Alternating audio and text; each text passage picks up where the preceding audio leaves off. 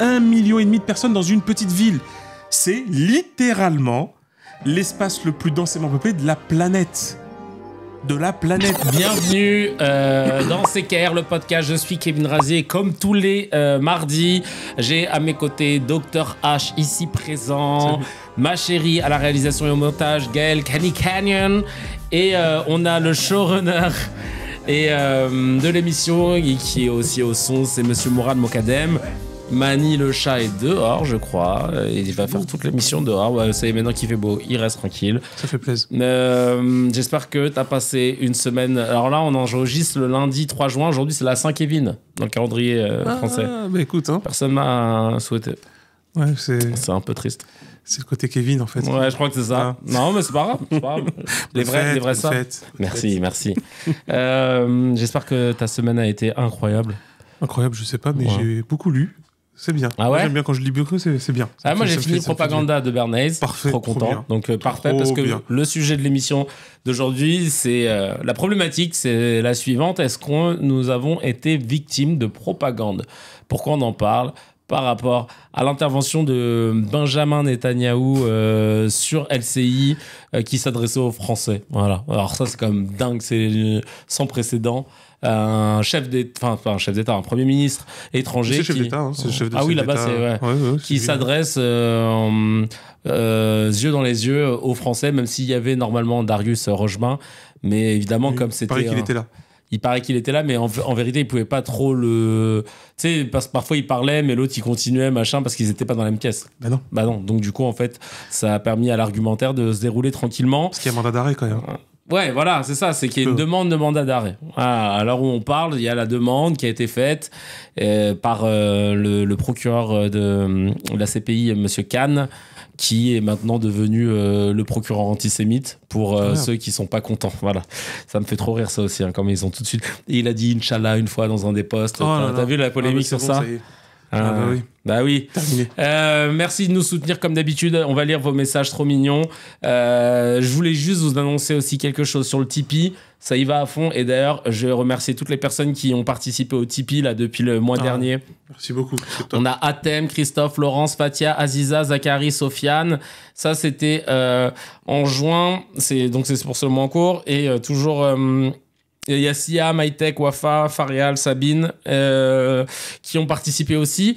Et sachez une chose, c'est qu'il y en a plein qui m'ont demandé, hein, tu vois, comme par exemple là, Laurence qui me dit, est-ce que en faisant des types ponctuels ou voilà, est-ce que je peux avoir accès aux épisodes avant les autres, comme les membres du pack HMD et FYM? Et la réponse est oui. Et je vais même vous dire quelque chose. Maintenant, ce qui serait cool, c'est que toutes celles et ceux qui ont leur abonnement sur YouTube puissent l'arrêter et rebasculer sur Tipeee. Parce qu'en vérité, sur YouTube, bon, c'était sympa et tout dans la mécanique, mais sachez que sur les 5 € que vous allez donner, ils vont prendre 2,25 €, un truc comme ça. C'est quand même ouf de se dire qu'on lâche la moitié de votre argent à Google alors qu'on pourrait en faire plein d'autres choses. Ouais. Le but étant quand même de grossir de plus en plus pour qu'on puisse vous faire de plus en plus de contenu, pour qu'on puisse être dans une autonomie totale et saine, pour continuer à lâcher des masterclass comme vous dites si bien. Et donc voilà, oui, on va vous envoyer les liens avant. Mais donc n'hésitez pas à basculer pour tous ceux qui ont des comptes. J'enverrai un message de toute façon sur la chaîne YouTube à tous les membres pour vous dire de basculer sur le Tipeee. On a le compte Telegram qui est toujours là, qui balance 4-5 infos par jour. Continuez de suivre, comme ça vous avez en avant-première les thématiques qu'on va aborder. Et je crois que j'ai fait le tour. Ah oui, et ça c'est important. Est-ce que vous avez quelqu'un dans votre entourage qui bosse chez Google et notamment dans la partie YouTube? Pourquoi? Parce que, comme vous avez pu le constater, si vous nous suivez sur YouTube, on a un peu plus de 300 000 abonnés, 313 000. Ça décolle pas. Moi, là, ça commence à monter depuis peu. Là, je suis content. Mais en gros, vous avez pu voir, si vous avez jeté un œil sur les vidéos YouTube, nous, on se réjouit à chaque fois qu'on fait 1000 vues supplémentaires. Mais concrètement, on sait qu'on fait un contenu qui plaît, ça va. La majorité des gens qui tombent dessus nous disent putain, mais moi je suis abonné à la chaîne depuis super longtemps et j'avais jamais eu de notification, etc. Donc d'où l'intérêt de cocher, de cliquer sur la cloche. Hein, faites-le, c'est pas déjà fait. Mais quand même, on trouve ça bizarre avec l'équipe de se dire attends, 313 000 abonnés, certes, ok, ça faisait longtemps que j'avais pas posté, certes, il peut y avoir une déperdition, etc. Mais de se retrouver genre à 2K ou 3K de contenu. pour des contenus qui sont réguliers, avec des shorts quasi quotidiens. Enfin, vraiment, on a Qui en respecté... plus explosent, en plus. Qui explosent, qui font des 20 000, 30 000, 50 000 vues, Oui, 200 000 pour certains. Donc, en fait, tu te dis, mais il y a un problème, quoi. Donc, voilà, si vous avez des gens chez YouTube ou des experts qui peuvent nous aider, parce que là, nous, franchement, on fait tout bien. Des vignettes au son, en passant par la stratégie de short, dans la récurrence, surtout, ça va faire quand même depuis le mois de décembre qu'on lâche un épisode par semaine à 19h tous les mardis. C'est quand même dingue. Une récurrence, t'as peur. Idem pour les shorts, il y en a 6 par semaine qui sont lâchés. On peut pas. Ouais, non. Donc, et à heure régulière, etc. On est vraiment, je pense, au taquet on a optimisé de fil en aiguille le son, les vignettes, etc. Alors, on sait qu'il y a encore plein de travail à faire, mais globalement, on est dans les clous. Et c'est vrai que les personnes qui tombent sur le podcast, quand vous en parlez autour de vous, en général, ils disent ah putain, trop bien, machin. Donc, je me dis, on n'est pas en train de faire de la grosse merde. Et même les gens qui font de la grosse merde, en vrai, ils font des vues aussi. Donc, clairement, je me dis, bon, peut-être que si vous avez un contact chez Google, quelqu'un qui travaille chez YouTube, peut-être qu'il pourrait nous dire, peut-être qu'il y avait un truc sur le compte. Parce que moi, je parle avec le chat de Google et honnêtement, ça se voit que c'est une IA. Bah ouais. C'est un bot. Je lui pose des questions très simples, genre par exemple, un truc tout con. Là, moi, depuis peu, je suis tout le temps obligé de... quand je poste un short, le short, il est automatiquement démonétisé. Il faut que j'aille sur... je peux même pas le faire de mon téléphone. Il faut que j'aille sur mon ordi, que je le monétise, et là, c'est bon. Mais le problème, c'est que parfois, je suis dehors, j'y pense le lendemain et tout, et tu perds bêtement, tu vois, des vues sur ta monétisation. Et ça, avant, je l'avais pas. Et quand je leur pose la question, ils m'ont dit oui, bien sûr, et ils m'envoient un lien qui s'explique comment faire le truc. Je fais oui, mais ça, je sais. Moi, ce que je demande, c'est pourquoi ça se fait pas automatiquement. Parce qu'il y a des pré-réglages et puis c'est bon. Et donc là, je me dis, vas-y, flemme, j'aimerais bien avoir un contact. Voilà. En plus, maintenant, on est certifié sur YouTube et tout. Donc, on est YouTube Partner agréé, normes ISO 2000, machin, tout ce que tu veux. Donc, ce serait cool, tu vois, qu'on puisse avoir des gens qui puissent nous aider là-dessus. Donc, j'insiste, mais vraiment, ça pourrait vraiment nous aider. Sur Tipeee, on a un certain Jonas qui nous a contacté, c'est trop cool, on a accompagné, mais sur YouTube, c'est vrai qu'on nous manque quelqu'un. Et moi, à titre personnel, j'ai plus de 300 000 abonnés sur cette chaîne depuis 2010 que je fais des vidéos YouTube. J'ai jamais eu les prix là, tu sais, pour les 100 000 abonnés, machin, voilà. Bah alors. Donc si YouTube, voilà. Pareil, s'il y a quelqu'un de chez YouTube qui peut m'envoyer mon petit prix, je serais bien content. Voilà. On va lire vos petites réactions avant de commencer avec la news HMD. Alors, dans les petites réactions, qu'est-ce qu'on a ? Il y a Daniel le Russe, le poteau. Daniel le Russe qui dit toujours un plaisir d'écouter. En scratch, je ressors des arguments que vous dites quand je débat avec quelqu'un. Genre, je l'ai lu quelque part. Merci. Trop merci bien. Frangin, merci. Ça fait plaisir. Merci. Ouais, franchement, merci. Ça fait trop plaisir, Daniel. Allez le suivre sur sa chaîne YouTube d'ailleurs. Ça, c'est un invité dans la liste. Ça sera un invité dans la liste. Franchement. Mais c'est marrant parce que alors pourtant, nous, on n'est pas pro-russe, mais je sais qu'il y a beaucoup de gens de type russe qui ont eu de l'affection pour nous juste parce qu'en fait, je sais pas, dans la façon dont on a parlé du traitement médiatique par rapport à l'Ukraine, machin, les angles qu'on a pris, ils se sont dit merci de tempérer. En fait, je pense que c'était ça. Et ouais. Parce que tout n'est pas tout blanc ou tout. Non, c'est ça. Et ça, c'est le problème des médias et c'est ce qu'on soulève souvent. Et c'est ça la propagande. Et c'est ça la propagande. Exactement on en parle après, très beau teasing.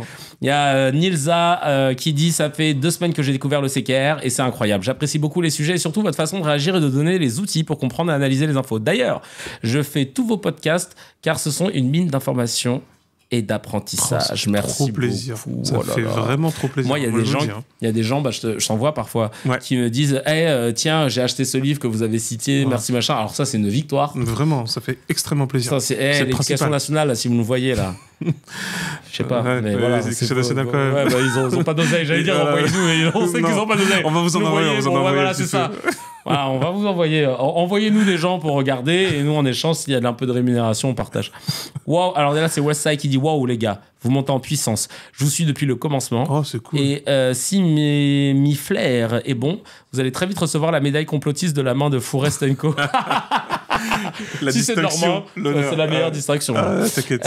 En tout cas, c'est bon d'avoir des explications fines et pertinentes sur des doutes et suspicions qu'on n'arrive pas toujours à expliquer. Bref, vous me régalez et déprimez par moments. C'est normal. C'est la vie. C'est ça. Alors ensuite, on a Eva Paglieri qui est membre d'ailleurs aussi sur YouTube, merci, qui dit bonjour tout le monde, vraiment un gros merci à toute l'équipe qui fait un travail formidable, donc merci à toute l'équipe. Voilà. Hein, ouais, parce qu'on est, voilà, on est tous dans le même bateau, hein, avec Gaël, Mourad et Mani. Grâce à vous et après chacune de vos vidéos, je peux aller me coucher en étant sûr d'être moins teubé que la veille. Waouh. En matière de livres, je propose à ceux qui s'intéressent Matin brun de Frank Pavlov, un livre d'une 12aine de pages qui exemplifie à la perfection et sous forme de roman comment s'installe une dictature. L'art de la guerre de Sun Tzu. Ce livre est un recueil de stratégie militaire écrit il y a 2500 ans en Chine et malgré ces 2500 ans, il reste très actuel et peut permettre de mieux comprendre les mécanismes stratégiques et dictatoriaux d'une guerre. Après l'avoir lu, vous n'écouterez plus les infos de la même manière. Ouais, encore une fois, merci à toute l'équipe et gros bisous. Trop bien.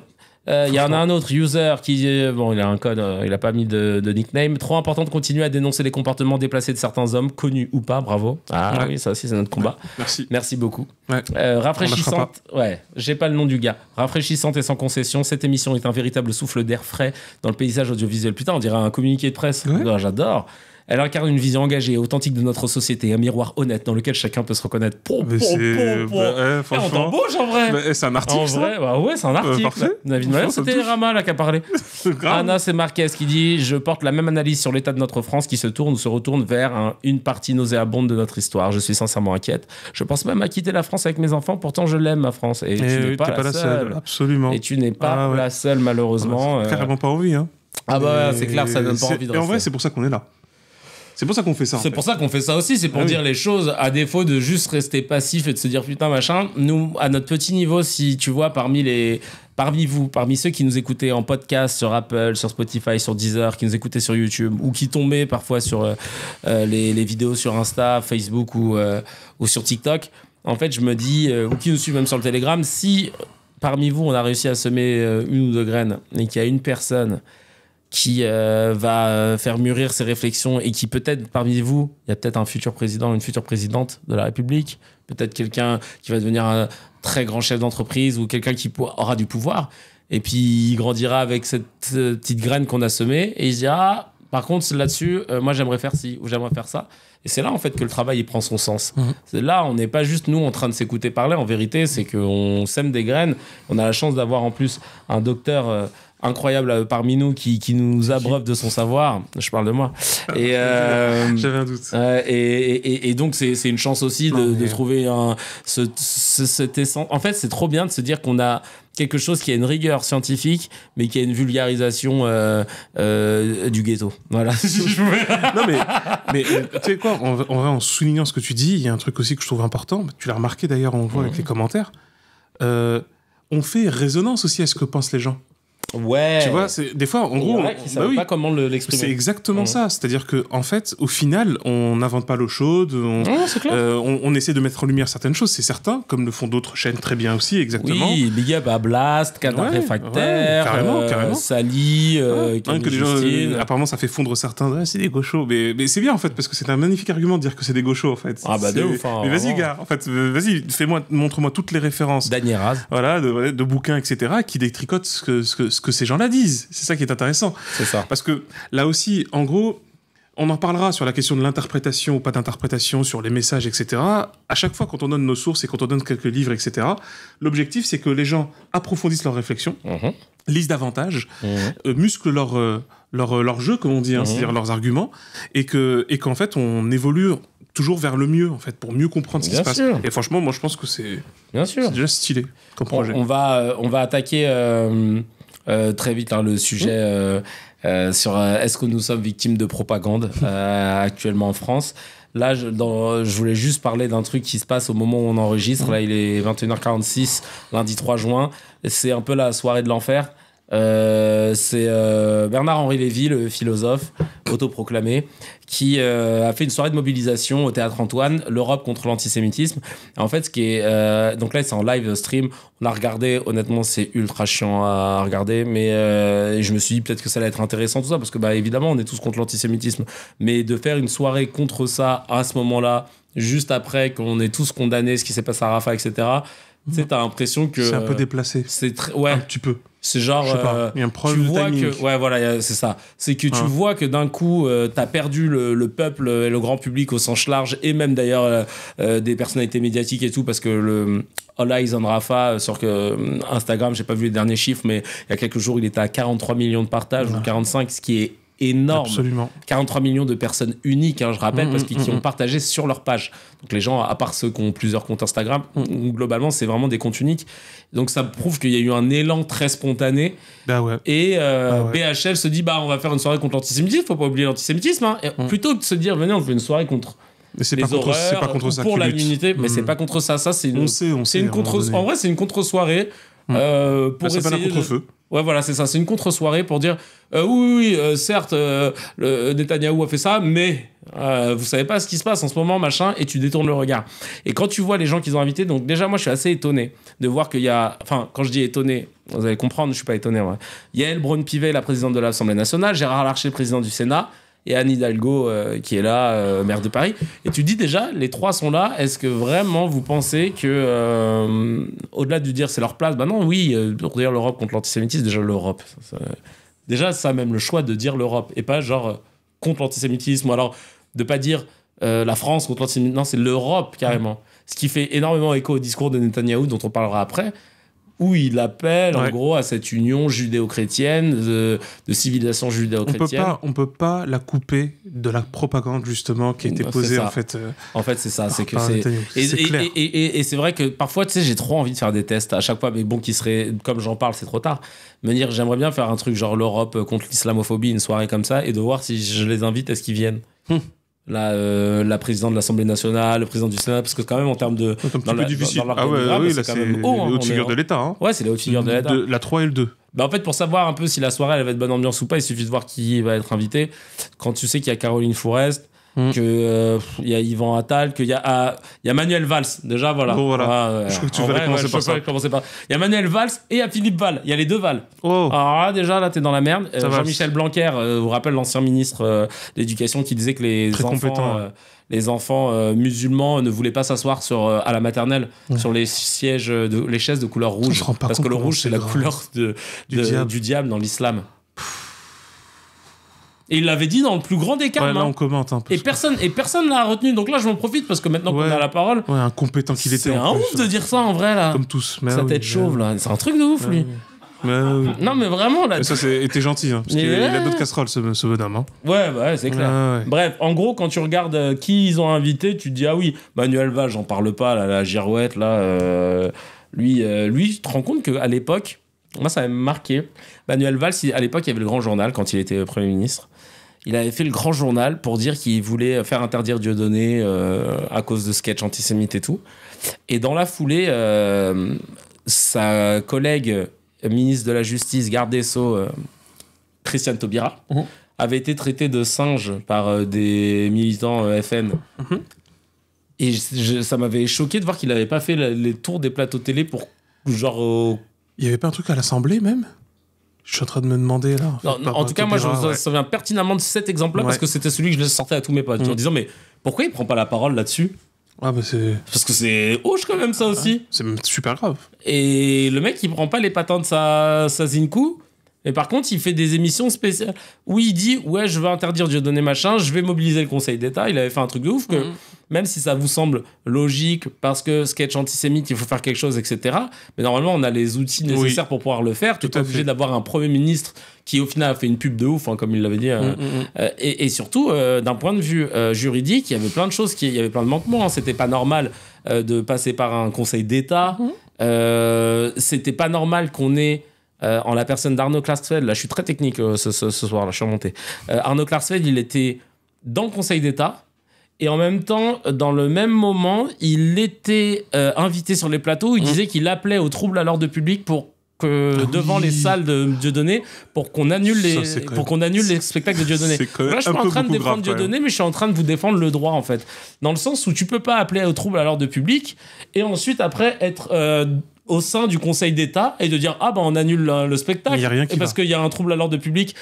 C'est comme si un juge il donnait de la drogue à des gens dans la rue, tiens mais vends, tu veux vendre, et puis après hop il remet sa truc de juge, vous avez vendu de la drogue, là. Ouais. Vous foutez de ma gueule. Tous en tôle. Allez. Ah, tous en tôle. C'est exactement ce qu'il a fait. Et pareil, c'est passé crème. En fait, c'est important pour nous de raconter ces genres de choses pour dire, mais vous vous rendez pas compte que pourquoi, d'ailleurs, quand on parle de la montée de l'antisémitisme, etc., globalement, nous, on a toujours dénoncé le traitement médiatique et le 2 poids 2 mesures. Et quand on est face à des choses comme ça, mais c'est normal que les gens pètent des plombs et qu'ils ne croient plus les médias, qu'ils ont du mal et que ça crée une fracture entre nous.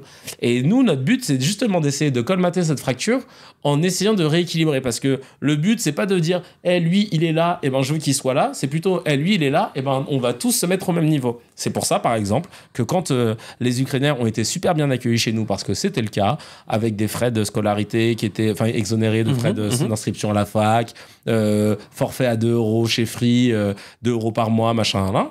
Et ben nous, on n'a pas dit c'est pas juste. On a dit c'est cool, Bah ouais. mais les autres, pareil. En fait, c'est juste ça. Nous, pour les mêmes circonstances, en plus, on n'est pas sur des fantasmes. Pour des réfugiés de guerre. Tout à fait. Et ben là, c'est pareil. documenté, ça. Hein. Ouais. Et là, en fait, c'est pareil. Ce qu'on est en train de dire, c'est qu'on veut que que les personnes qui n'ont pas respecté la loi se fassent condamner de la même façon. Et c'est vrai que là, on a eu trop d'exemples où il y a eu un appareil juridique qui a été malmené, qui n'a pas été respecté. Je me rappelle, moi, j'avais des amis à l'époque qui faisaient du droit, à l'époque, justement, de ce Conseil d'État Dieudonné machin. Et leur prof en droit constitutionnel, en droit fondamental et tout, leur disait non, mais là, c'est une dinguerie qui est en train de se passer. Oui, franchement, les juristes étaient quasiment unanimes là-dessus. Oui, ils étaient en train de dire, honnêtement, on ne soutient pas les propos de Dieudonné, mais dans les faits. Judiciaire, en fait. Ouais, mais judiciairement, on ne peut pas faire ça. Ce qu'ils ont fait, c'était pas normal. Et c'est juste ça qu'on est en train de vous dire, en fait, c'est que. La fin ne peut pas justifier les moyens dans un état de droit. Exactement, démocratie. Tadei, il avait très bien dit, s'il y avait un problème avec les contenus de données, comme n'importe quel artiste, en fin de compte, sachant même, Esprit Charlie, tout ça, mais bon, d'accord, au-delà de ça, parce que ça aussi, c'est-à-dire qu'avant de judiciariser l'activité d'un artiste, faut faire quand même bien attention, si on est encore une fois dans l'Esprit Charlie. Mais là, concrètement, et Tadei, il le répétait, si vous avez un problème avec le contenu de sa scène, judiciaire, on passe au niveau des tribunaux, au niveau judiciaire, c'est-à-dire que parce que l'antisémitisme est heureusement réprimé par la loi pénale. Bah oui. Donc tu portes plainte, il a dit un truc, tu portes plainte, et là, parce que c'est ça le principe de l'état de droit, ce sont des juges indépendants, souverains dans leurs tribunaux, qui prennent la décision en fonction des faits qui leur sont présentés et d'une procédure contradictoire, comme on dit, qui ensuite vont juger si c'était le cas ou pas. Et c'est à partir de là qu'on peut savoir. C'est comme ça, c'est ça sereinement, pour éviter les vendettas, pour éviter les accusations, pour éviter les insultes, pour éviter aussi un climat de haine, clairement, on est d'accord. Hein. Et donc, d'ailleurs, quand il a fallu être condamné, il a été condamné. Ouais. Et d'ailleurs, il a pris acte de ça, il a changé au niveau de ses pièces, au niveau de son spectacle. Vous voulez quoi d'autre, en fait Et c'est ça, et c'est là qu'on arrive sur la dérive, où on utilise l'appareil d'État. Parce que c'était ça avec le Conseil d'État. Hein. Oui, parce qu'en fait, après, il y a une circulaire qui a été faite et les municipalités avaient la pression en mode attention, vous n'avez pas le droit de faire jouer Dieudonné. Donc là, indépendamment du contenu. Et ça n'existe pas, ça, en droit. Hein. C'est-à-dire que là, littéralement, on a créé une sorte de condamnation absolue de la personne. Ouais, et pas de la vanne en litigieuse. Mais oui, en soi. Ça n'existe pas, ça. Hein. et là, vous allez me dire, oui, mais bon, machin, Éric Zemmour, voilà. Si je devais répondre. Merci. C'est bon. Voilà. Condamné 2 fois, bientôt 3 peut-être. Toujours invité. Et il en a rien à battre. Il en a rien à battre. Et quand il sortira un livre, il sera toujours invité aussi. Absolument. Donc évidemment que quand dans l'espace médiatique, on a un 2 poids 2 mesures qui est flagrant, et c'est Jean-Michel Apathy qui passe son temps à en parler sereinement. Il a raison. Et ben c'est normal que les gens ne croient plus en vous. Voilà. Ouais. Et donc on essaie à notre petit niveau de rétablir la balance en donnant des faits. Comme ça, comme je vois que ça vous marque beaucoup, vous pourrez sortir les faits qu'on a sortis. Vous pourrez vérifier ce qu'on dit déjà, ça c'est important. Tranquillou. Nous envoyer des messages pour nous dire attention, là c'était pas comme je m'en tape le coquillage. Tout le monde me dit non, c'est coquillard.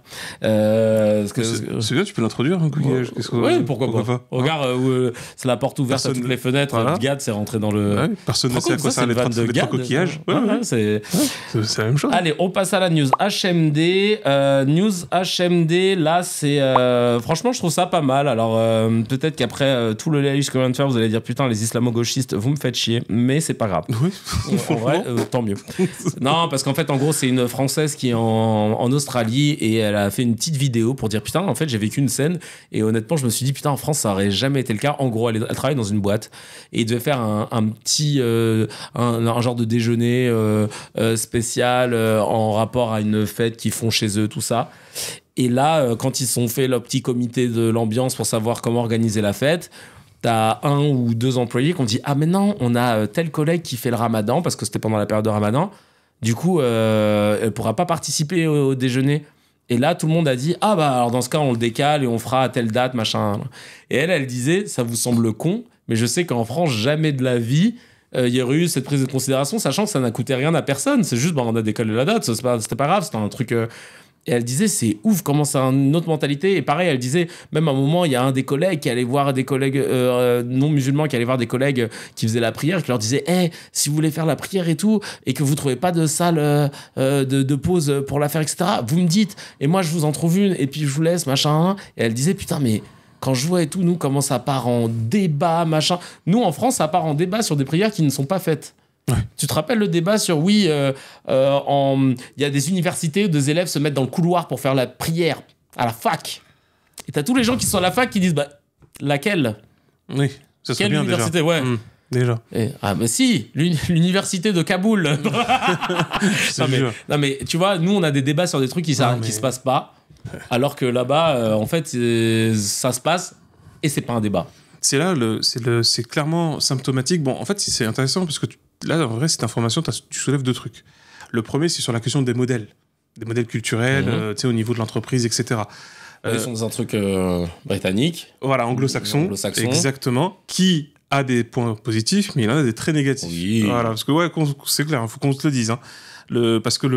C'est d'ailleurs comme ça quand on balance aux gens le multiculturalisme. Moi, je me souviens, j'étais au début de mes études de droit, j'étais invité à un débat au British Council, qui est en fait un truc culturel, de lobbying culturel britannique, en France et dans le monde. Hein, il y en a plein. C'était très intéressant parce qu'il y avait un vrai débat en fait entre, il me semble que il y avait Harlem Désir. Il y avait Harlem Désir et... c'est l'ancien président de la SS raciste. Exactement. Et une personnalité britannique. J'ai oublié son nom, bon, c'est pas grave.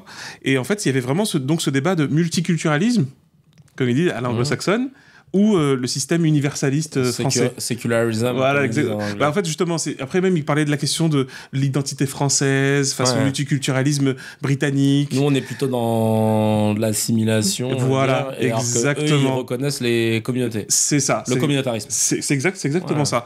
Et d'ailleurs, en fait, en vrai, ce qu'on remarquait de ce débat-là, c'est que, en quelque sorte, l'un et l'autre ont raison.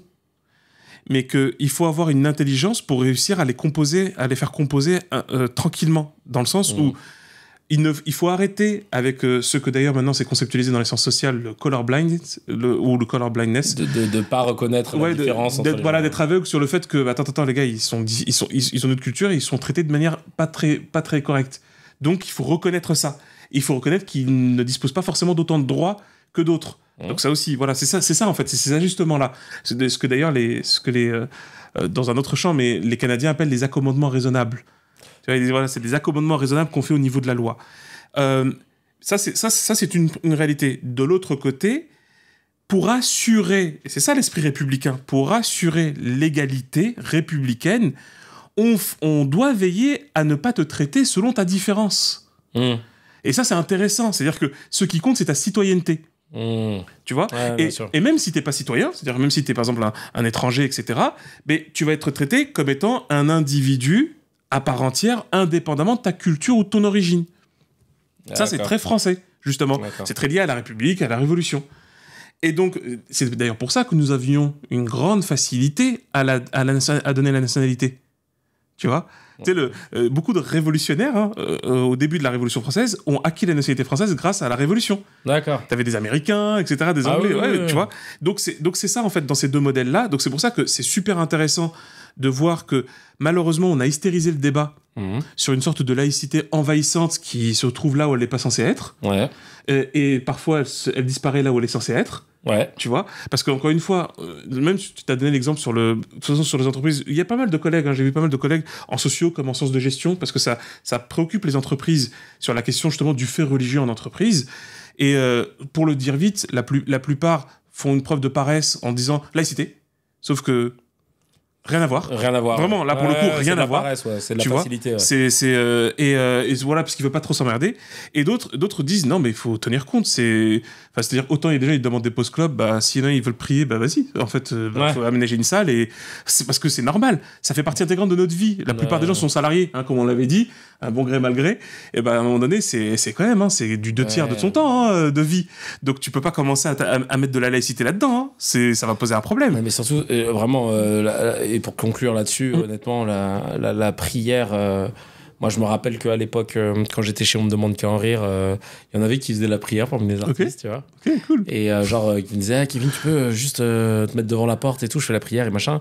On parle de 4 minutes, hein. Et puis après, c'est peut-être plus court qu'une pause clope. C'est bien plus... Ouais, parce que la pause clope, c'est comme... Non, mais tu sais que là, apparemment, là, ils vont sucrer les primes. Ah bon? Non, mais je te jure, attends, t'as une clope? Ouais. Puis t'en fais une deuxième, machin. Bien sûr. Et attends, tu veux un café? Ouais, je prends un café, ouais. Non, mais... Troisième clope. Ouais, bien sûr, on les connaît. Mais c'est vrai. Rappelle à la radio. Non, mais tout le monde sait. Tout le monde. À la radio, les frères, ils faisaient des pauses en arrivant déjà. Mais oui. Bon, bah, j'en arrivais, il faut que je souffle. Ah ouais. Non, les gars, ils arrivent à 10h, ils font une pause. J'approuve cette méthode. Mais... non, mais c'est pour te dire. Plus de pauses. Mais oui. Mais c'est la même. C'est pour dire que, tranquille, en fait, c'est ça qui est grave, c'est quand les gens, ils deviennent fous en disant, oui, mais c'est la prière, c'est un envahissement. Mais calmez-vous, en fait. Vas-y, c'est bon, les gens, ils prient, laisse-les tranquilles. Mais si tu pries pas, tant pis, tant mieux, chacun fait ce qu'il veut. Mais oui, bien sûr. Non, mais je suis d'accord, c'est du n'importe quoi, honnêtement. Mais bon, écoute, voilà, le message est passé, si jamais vous avez des boîtes. Accorder un jour tranquillement. Voilà, trouver un endroit, un terrain d'entente avec les gens qui ont envie de prier, ça leur fera plaisir, ils seront contents d'aller au taf. Ça vous coûte 5 minutes dans une salle, parce que je vous rassure, ils vont pas faire voilà, c'est pas des chorégraphies de ouf.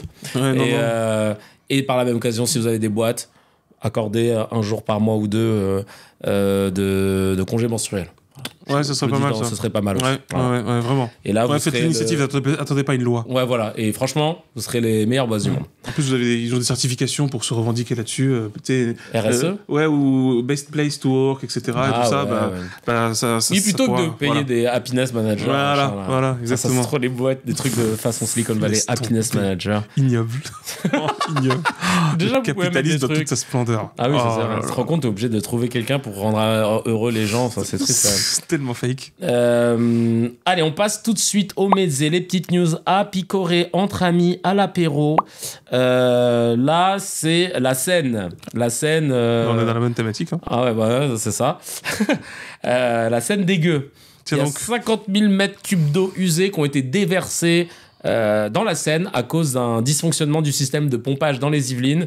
Et selon les riverains, on voit qu'il y a pas mal de déchets qui circulent, des lingettes, des serviettes hygiéniques, des cotons-tiges, etc. Mourad disait, on a vraiment l'impression d'un scénario écrit pour que Hidalgo ne plonge pas. Mais en vrai, c'est hyper grave pour l'écologie. Parce que oui, on rappelle que Emmanuel Macron et Anne Hidalgo avaient dit qu'ils se baigneraient dans la Seine. C'est peut-être la cause de ça, hein?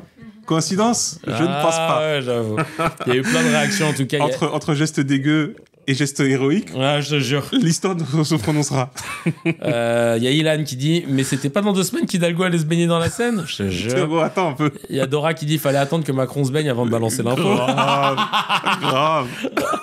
Il y a Julien qui dit, le problème est survenu au niveau des pompes de Conflans-Sainte-Honorine, envoyant les eaux usées vers la station d'épuration d'Achères. Les déchets prennent la direction du Havre et n'impacteront pas la baignade de la Peine à jouir de Paris. Ça c'était Anne Hidalgo qui avait dit ça. Ils sont chauds.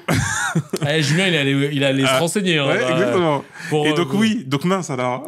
Donc en fait, tu vas aller te baigner. En fait, il faudrait plutôt, effectivement, le faire plus en amont. Ouais. Il faut que le dysfonctionnement ait lieu vers la Marne, je crois, si je dis dis pas de bêtises. Dit ça, les peines à jouir, en parlant des gens qui étaient pas contents des JO. Là. Il avait dit, ouais, tous ces peines à jouir. J'ai découvert cette expression, je vais pas vous mentir. Elle en a rien à battre, en fait. Hein. C'est un truc de fou, quand même. Mais... Ça va, tranquille, détente. Hein. Moi, j'ai hâte de déménager à Paris pour pouvoir voter. Je vais le. Ouais, Je tout ça vais à juste Paris, pour ça, voilà. pour pouvoir Je vais voter dans tel contre Hidalgo. arrondissement, je vais galérer, je vais Ouais. payer un 15 mètres carrés 100 000 euros. 100 000 euros. Voilà. Mais putain, quand je Hein, vais pouvoir là, aller voilà. voter et dire non à Hidalgo, je serais content, putain. Par contre, j'ai plus de thunes. Ouais, Mais j'ai bon. plus de thunes, mais par contre, Hidalgo, t'auras pas ma voix. Voilà. Non, mais c'est vrai, parce qu'elle, Ça elle fait aime cher trop la dire, voix, mais quoi. moi, je suis la. Elle aime trop dire, mais moi, je suis la mère des Parisiens, pas des Franciliens, donc j'en ai rien à foutre. Mais c'est grotesque. On le dira jamais assez, mais on en parlera peut-être un peu encore après. C'est grotesque. Ces Jeux Olympiques qui servent à rien, qui vont juste tout détruire. C'est une catastrophe. C'est d'une débilité, mais illimitée. C'est impressionnant. Ouais, bah. Impressionnant. Je sais. Mais bon, écoute. C'est vraiment là, tu vois, c'est le moment de bomber le torse, c'est de montrer. L'esprit Coubertin. Ouais, voilà, de montrer qu'on a fait des trucs et tout. Tu C'est sais un qu'il peu était ça. très nazi. Hein. Coubertin? Oh là là. Ah merde. Oh là là. Ah ouais. Ah ouais, antisémite au 10 millième degré. Hein. Ah ouais ouais. Oh là là. Donc c'est marrant, hein, ça, je vois que les gens ils ont un rapport à l'histoire qui est particulier quand même. Ah hein. merde, je savais pas ça. Ouais. Ah, faudra que tu nous en parles de ça Ah, aussi. t'inquiète. On fera un épisode sur Coubertin. C'est le truc qui est pas du tout vendeur, dit comme ça. Il y a un rapport adopté par le Sénat qui propose d'augmenter de 5% le prix du paquet de cigarettes, comme chaque année, pour atteindre 25 € en 2040. Bah pourquoi ils prennent du temps Contre allez-y à environ 30. 12 € actuellement. C'est marrant parce que moi, quand j'étais plus jeune et que j'allais acheter des clopes pour ma sœur, quand elle fumait... Elle fume plus. Alors Christelle, non, mais Jennifer, si, toujours. Mais J'aime bien, bravo, elle en tout balance. Et je balance. Mais bah, c'était 5 €, ouais. Je me rappelle, Ouais. c'était 5 €. Et c'est vrai qu'on se demande s'ils font ça pour empêcher aux gens de fumer ou juste pour encaisser de l'oseille. Parce que je crois que... Bon, on en Jamais. avait parlé, je crois, la semaine dernière par rapport à la Malaisie. Oui, c'est Singapour. À Singapour, Ouais, pardon. yes. Que en vrai, si t'as plus envie que les gens fument, il y a plein de choses que tu peux mettre Mais en pas place. ça. D'ailleurs, pour info, là, ça c'est pas mal. Il y a 383 élus qui ont approuvé un texte en avril selon lequel les jeunes de moins de 15 ans aujourd'hui, donc nés à partir de 2009, ne se verront jamais vendre légalement de cigarettes. Voilà, là on est sur la mesure plutôt singapourienne. Bon, il était temps les mecs. Hein. Il était temps. Hein. Pas Mais mal. ouais, ça c'est bien. Ça c'est très très bien. Ouais, c'est pas mal. En fait, c'est comme ça que ça commence. Ensuite, tu mets les dispositifs éducatifs, comme on l'a dit. Ouais. Parce qu'il faut faire les dispositifs éducatifs. Et de l'autre, tu mets les dispositifs médico-sociaux. Ouais, C'est-à-dire c'est l'accompagnement à la sortie d'addiction. Parce que ça va, c'est pas non plus une addiction équivalente à celle de l'alcool et des autres des stupéfiants. drogues dures, du crack. Exactement. C'est chose, ça. Mais sinon, ça c'est une vraie mesure. Car effectivement, augmenter le prix ne réduit en aucune façon. Ça fait qu'appauvrir peut-être à la limite Ouais, le fumeur. Et le ça fumeur augmente, compulsif. par contre, ça augmente l'argent de les caisses de l'État. Ouais, c'est Ouais, comme ils pour sont les pas- sacs en plastique. Il te dit ah c'est mal les sacs en plastique. Donc maintenant on va les rendre payants. Tu fais j'ai pas compris. Grave. Ça devait pas disparaître. Non, Ouais, je c'est te juste jure. plus payant en fait. C'est Comme juste ça, toi on va que se faire tu plus dois- d'argent. Ouais, Voilà. je te jure. Donc on lutte contre. Des fois tu vas dans la boutique, oui, comme pour l'environnement.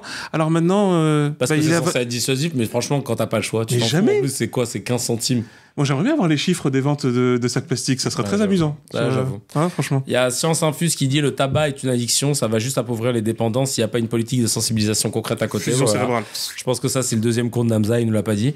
Il y a Daisy qui dit c'est tellement triste de profiter de la dépendance Bah des gens ouais. pour s'enrichir. Bah ouais. Troisième compte Totalement d'Amza. d'accord. Et il y a Turcasker qui dit quelle dinguerie fumer tue financièrement. Ah, Voilà, c'est clair. ça, c'est- Là, on aborde le sujet. Je pense que je vais faire un short là-dessus, ça c'est sûr. Un réel, je vais tout faire. Rachel Kahn. Rachel Kahn qui m'a unfollow sur les réseaux. Ah, mince. Si toi, elle t'a unfollow, Morane. Quelle Moi, quelle elle m'a déception. unfollow. Bah, en fait, il y a un de nos abonnés CKR qui m'a dit mais pourquoi tu follow encore Rachel Kahn? Je comprends pas. Et en allant sur son compte, j'ai vu que elle me followait plus. Je me suis dit bah tiens, c'était le bon moment. Je Pour le disais. blackout. Rachel Kahn a dit sur CNews cette semaine j'ai pris un taxi et il y avait des sourates pour dire qu'Israël devait disparaître. Voilà ce qu'on peut vivre aujourd'hui. On a peur de prendre le RER, on a peur de prendre le taxi. Donc, Rachel, on va discuter ensemble 5 minutes. Tu es en train de nous dire, je prends des notes, hein, que tu as écouté, donc déjà que tu t'es écouté, donc tu arrives dans un taxi, tu entends une sourate en arabe littéraire, a priori, hein, Il semble, hein. il semblerait, Oui, non, Qui- je crois pas qu'il ait cet audio de dans, Coran en le- français. dans le hein. Coran.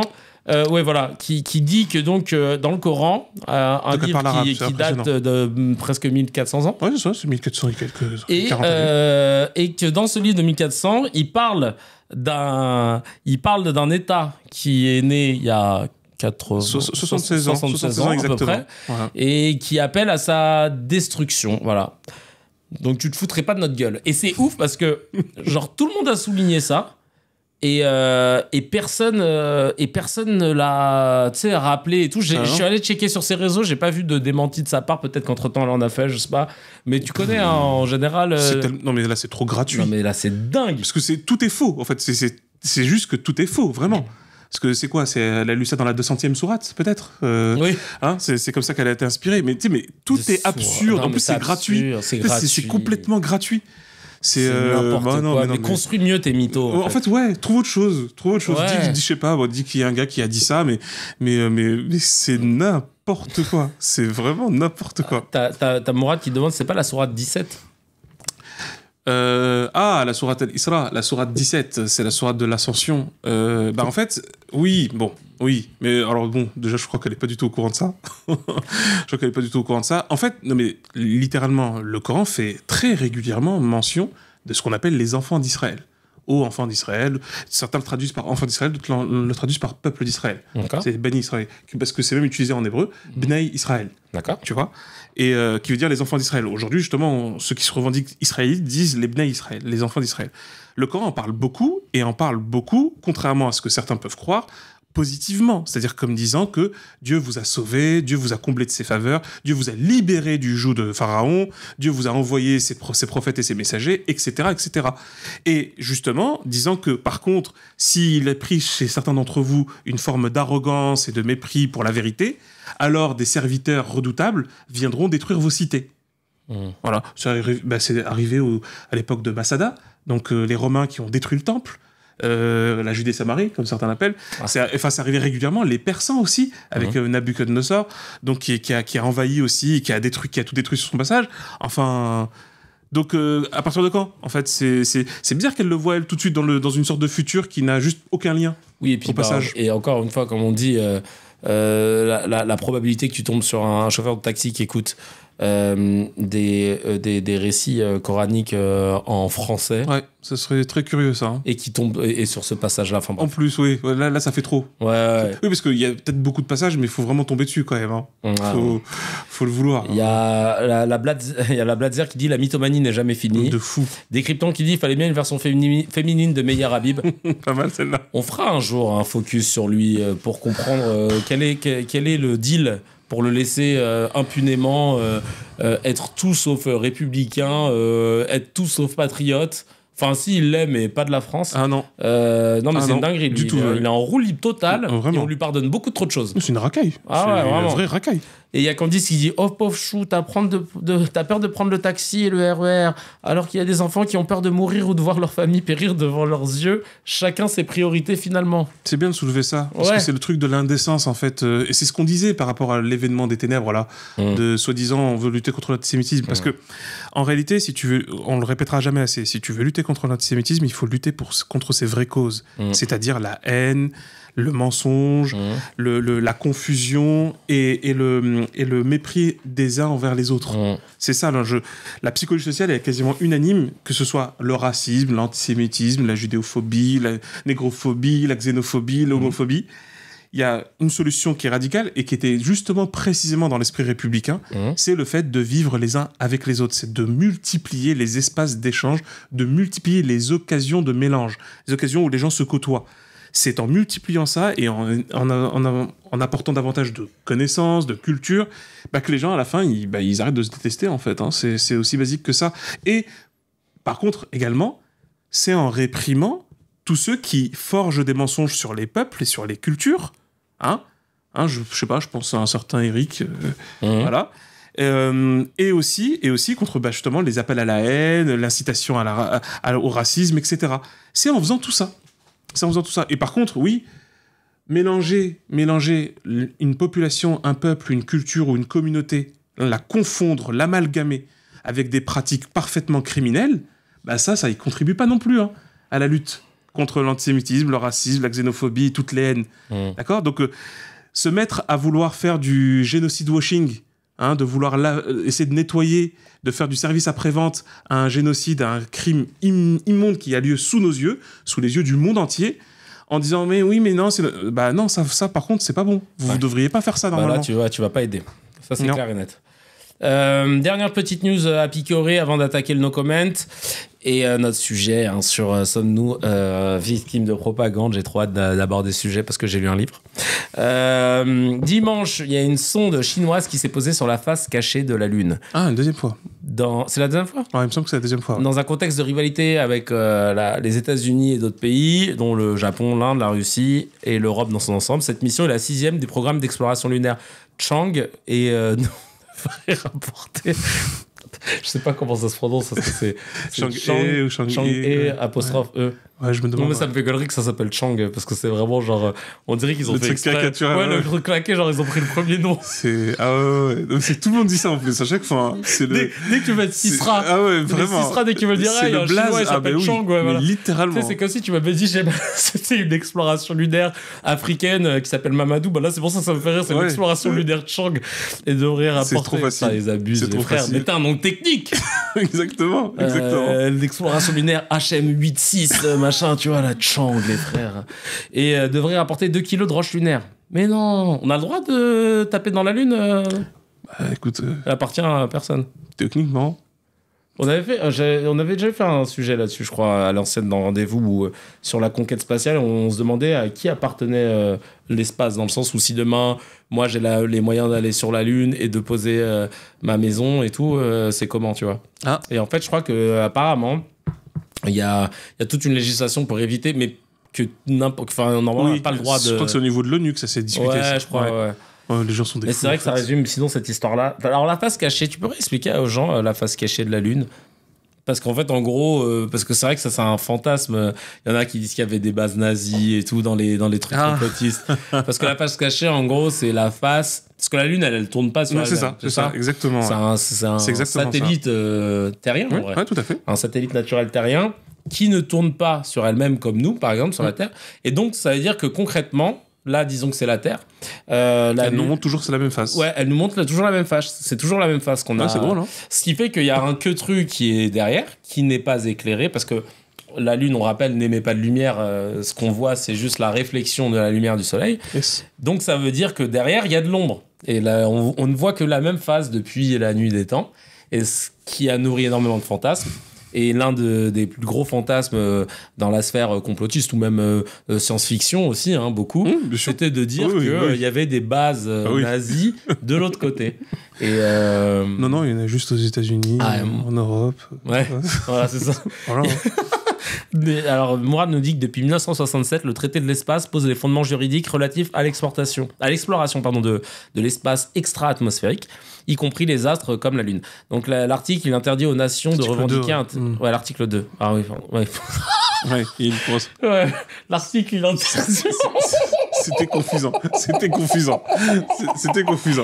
le nul. Non, mais... L'article 2 interdit aux nations de revendiquer un territoire dans l'espace, y compris sur la Lune. Tous les corps célestes et leurs ressources naturelles constituent le patrimoine commun de l'humanité. Ah bon, voilà. Ça, c'est l'ONU qui dit ça. Mais bon, après... Hein, dans les faits... on a compris quand même que c'est à la loi du plus brutal aujourd'hui. Ouais. Hein, malheureusement.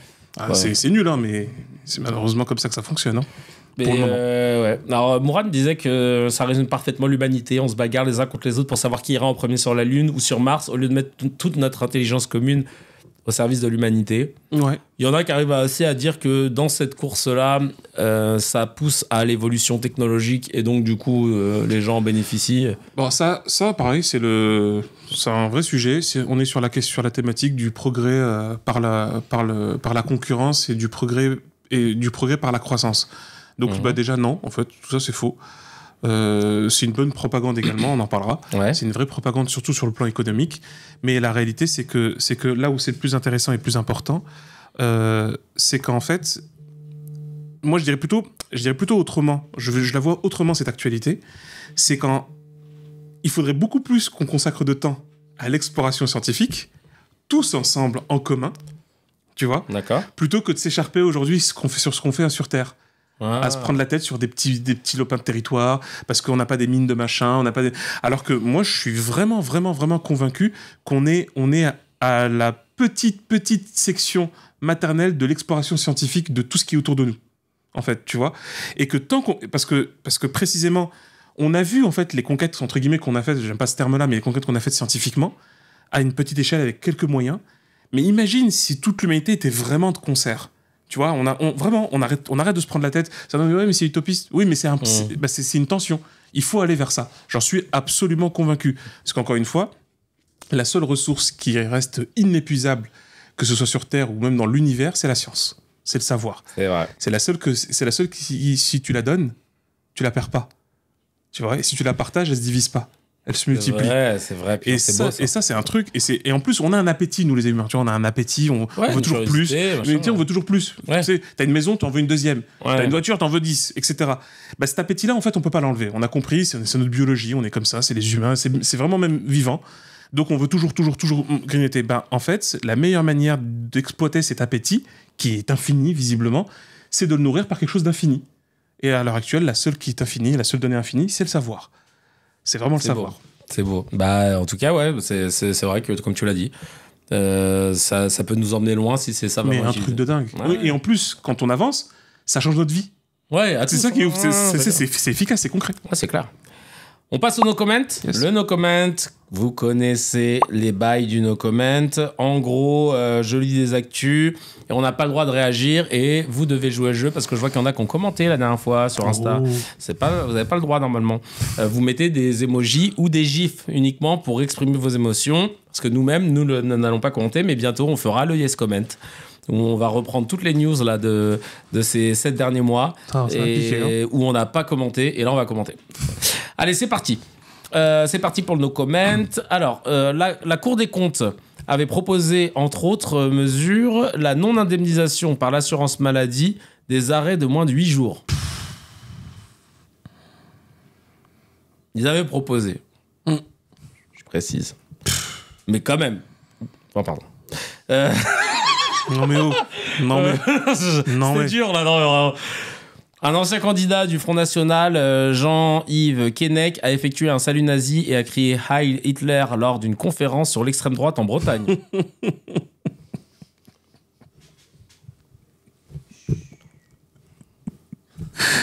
Près de 100 journalistes ont été tués en 2023, dont les 3 quarts dans des attaques israéliennes sur Gaza.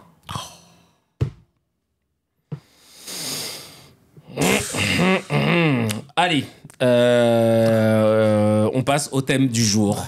Allez, ça y est, on l'attaque. Ça fait longtemps qu'il était là et il attendait que ça d'être traité. C'est la propagande.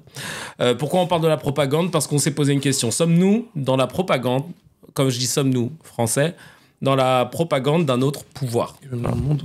Ouais. Voilà. Et quand je dis d'un autre pouvoir, il y en a plein. Parce que si vous suivez l'actu, vous savez que vous entendez souvent qu'il y a des choses qui sont attribuées à plein d'autres pays qui essayent de déstabiliser la France à plein de niveaux. On va en parler.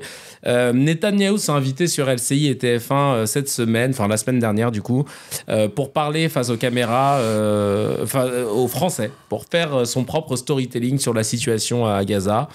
C'est une intervention qui était fausse, mensongère, trompeuse, dangereuse, de propagandiste en vrai. Il a vraiment factuellement dit que de la merde. Donc on va revenir là-dessus. Comme ce qu'il fait. On va revenir là-dessus et on va se poser la question déjà. J'ai posé il y a 2 choses que je voulais aborder. Moi déjà, demander ce qu'était la propagande et surtout, est-ce qu'on peut dire aujourd'hui qu'on vit quelque chose d'assez historique. Là, on a vécu quelque chose d'assez historique avec cette intervention de Benjamin Netanyahou sur les antennes françaises, où, comme l'a si bien décrit Sally sur Instagram, elle expliquait dans sa vidéo que là, par rapport à d'autres fois où LCI ou TF1 ont interviewé des hommes d'État, où là, les journalistes étaient avec les hommes d'État, tu vois, donc ils étaient dans la même pièce, que ce soit avec Poutine ou Bachar el-Assad. Là, Netanyahou était tout seul de son côté, face caméra, et Darius Rochebin, le journaliste, était de l'autre côté, chez lui, enfin au studio.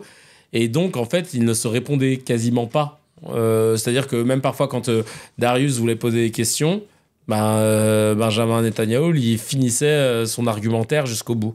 Et il n'y avait vraiment pas il n'y avait pas de contradiction. Il a posé les questions. Mais en fait, ça, c'est très journaliste français.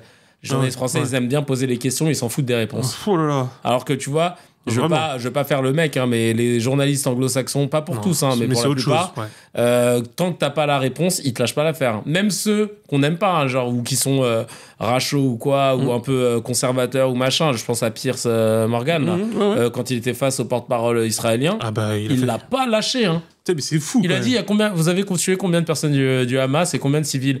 Ah bah écoutez, là, je peux vous dire que nous, on a tué des gens du Hamas. Oui, mais... Il a même donné un chiffre. Il a donné un chiffre sur ceux du Hamas, mais il l'a pas dit. Ouais, du coup, vous avez tué combien de civils? Et il lui dit, mais attendez, donc vous me dites... Savez avec précision. Vous savez à précision combien vous avez tué de gens du Hamas, mais vous pouvez pas nous dire combien vous avez tué de civils?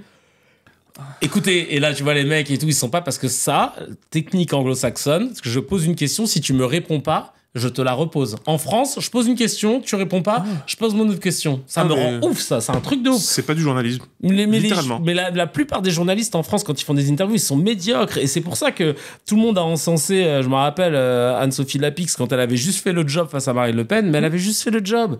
Et là, je te jure, là, ça me rend ouf. Et donc, bref.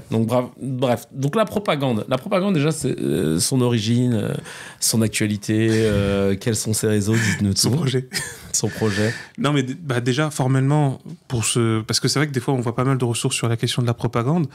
Déjà, une première définition, pour faire simple, elle consiste en fait en deux choses. C'est, par définition, c'est la dissémination d'informations mensongères, tu vois, qui vont installer des fausses croyances. Ça, c'est super important, des fausses croyances, et qui va aussi installer une diversion. Tu vois, c'est vrai. On vous dit vraiment. Une propagande, c'est forcément quelque chose de. C'est installer un mensonge. Oui. C'est pas une propagande de vérité. Non, parce que juste. Enfin, non, c'est que elle va dire que c'est la vérité. Ouais, mais je veux dire que c'est-à-dire que quand tu veux répandre la vérité en utilisant des techniques comme ça, c'est pas. Non, parce que ça fait un débat. Il y a des auteurs qui considèrent que fondamentalement, la nature du contenu, donc quelque chose qui est vrai et quelque chose qui est faux, prennent forcément des canaux opposés. Ça, c'est une première école. Tu vois, en gros, l'un, c'est de la propagande. L'autre, ils appellent ça la conviction, l'argumentation. Mais c'est vrai qu'après, Bernays, dans le Propaganda, il explique que la propagande, en fait, Bernays qui est le petit neveu de Sigmund Freud et qui a inventé en fait le poste de relations publiques, tout à fait, de RP, et on va dire la rationalisation et la scientifisation de la propagande. Hitler a utilisé. Ouais. À l'aide Staline également. Ah ouais. C'était parti de là. Ah ben oui, 1928 sur les idées d'affiches et tout. Hein. Putain. Ah bah ouais. En fait, Bernays, il explique, c'est vrai, non, t'as raison que c'est plutôt... en fait, il explique que le but, c'est pas de sortir aussi des mensonges éhontés, mais c'est d'orienter vers la vérité qui t'arrange, entre guillemets. Exactement. C'est pour ça que oui. Donc, c'est vrai qu'on peut pas considérer non plus que c'est la vérité, c'est vrai. Voilà, quand tu fais de la propagande. C'est ça, en fait, en quelque sorte, si tu veux, la propagande, elle a comme fonction d'appuyer sur ton esprit, tu vois, d'appuyer, pour reprendre Chomsky, d'appuyer sur ton consentement. Parce qu'elle a un objectif, en fait. Elle a un objectif qu'elle force. Hein. Ah oui, et sachant que la propagande, c'est pas... elle part toujours de... tu peux pas convaincre quelqu'un de faire quelque chose dont il est totalement opposé. Oui. Ça, de façon frontale. Oui. Tu peux pas aller, par exemple, c'est la première vérité de la propagande. Voilà, c'est ça. Quelqu'un qui mange une banane, tu peux aller lui dire non, arrête de manger des bananes, mange des pommes. Elle fera jamais ça. Voilà. Elle fera jamais comme ça. C'est impossible parce que t'as besoin du consentement, effectivement, de. Ça vient là, ce qu'on appelle l'activité des spin doctors. Le speed doctor, c'est ça. Hein. C'est lui, hein. c'est Bernays qui va initier ça. Il n'est pas le seul. Il n'est pas le seul, tout à fait, mais il en est l'agent caricatural et le fondateur caricatural. D'accord. Ça, c'est clair et net. D'ailleurs, encore une fois, hein, c'est pour ça que les nazis ne s'y sont pas trompés. Ils ont tout récupéré. Les staliniens, pareil, ont tout récupéré et ont mis en place, mais c'est clair, hein, on le voit. De toute façon, c'est étudié. Ça, par contre, dans le secondaire, vous le voyez, c'est vraiment bien étudié sur les affiches. Parce que là aussi, tu vois, justement, le régime nazi n'insistait pas tant sur l'extermination des juifs plutôt que sur la détestation d'une situation pour tous. Vous n'aimez pas être au chômage ? Vous n'aimez pas avoir votre industrie qui tombe ? Vous n'aimez pas que la finance se joue de vous ? Tu vois, tu montes en épingle, tu vois, parce que tu peux pas aller sur le frontal comme ça, hein, t'installes. Bah oui. Et après, t'as les fanatisés. C'est pour ça qu'après, ils ont créé les jeunesses hitlériennes. Parce que eux, c'est plus de la propagande, hein. C'est du lavage de cerveau et c'est de l'éducation tarée. Donc, tu vois, c'est ça. C'est vraiment bien clarifier ça, c'est que c'est une dissémination de fausses informations, de fausses croyances, Ouais. voilà, fausses informations et fausses croyances qui peuvent quand même se baser sur des faits, hein.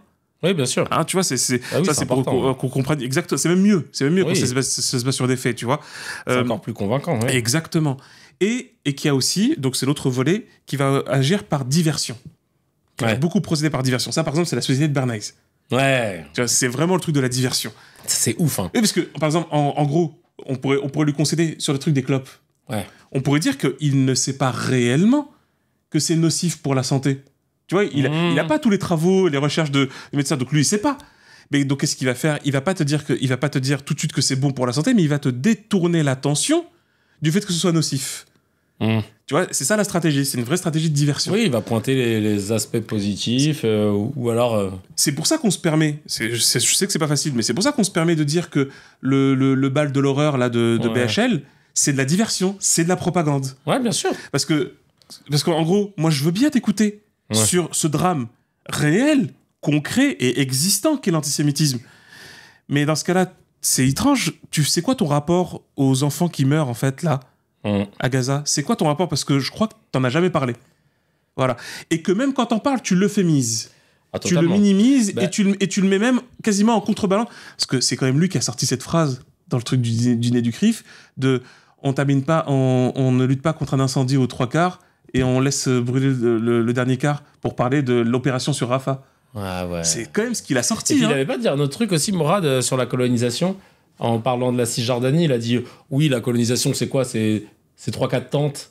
Ça, c'est BHL, oui. Ouais. 3-4 caravanes. C'est 3-4 caravanes. Ouais, voilà, ouais. Bien alors sûr. que les chiffres, caravanes. on est c'est bizarre, j'ai plus l'impression qu'il était plutôt à l'aise avec les chiffres, c'est surtout ça. pour le bois africain. Mais bon. Ouais, parce que c'est pas grâce à ses idées qu'il a fait fortune, monsieur. Hein. Ah bah non, pas du tout. Non, c'est grâce à son papa. Ouais, exactement. Donc ça aussi, tu vois, c'est parce que et c'est pour ça qu'il a d'ailleurs, comme le disait très bien Bourdieu, hein, justement pour parler de la propagande. Juste, ils nous disent. Hein, vas-y. Hein. Les colos sont près de 475 000 à vivre en Cisjordanie occupée. Ouais, qui est officiellement occupé. Officiellement occupé, donc c'est-à-dire qu'ils vivent illégalement. C'est énorme. Hein. 475 000, hein. Ça fait beaucoup de caravanes, c'est pas 3-4. Ouais. Voilà, c'était juste pour préciser. Obama, parce qu'il y a des implantations sauvages en plus. Hein.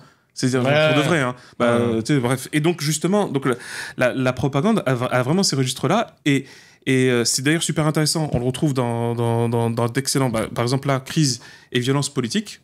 Ouais. Dirigé par Alexandre Dorna et José Manuel Sabucedo. Pourquoi ce livre est génial ? C'est pas très connu. Ça part d'une discipline que je trouve génialissime, mais qui est très méconnue. C'est la psychologie politique. Ok. C'est la psychologie politique. En fait, tout le monde, par exemple, connaît la sociologie politique ou les sciences politiques. Ça, c'est la psychologie politique. C'est-à-dire que c'est la psychologie sociale qui s'attache aux problématiques politiques. En l'occurrence, sur les thématiques de crise, de violence, de charisme aussi. Comment des hommes et des femmes politiques vont jouer sur leur image, parce qu'au final, on constate que le message et le programme, on s'en fout. Il faut jouer plutôt sur des registres de manipulation. Tu vois, parce que c'est simple, hein, si je puis dire. Les grandes thématiques de la psychologie sociale, c'est l'influence et la manipulation. D'accord. Parce que le cœur du travail de la psychologie sociale, c'est comment change-t-on ou modèle-t-on des attitudes. Ça, c'est le cœur du travail de la psychologie sociale.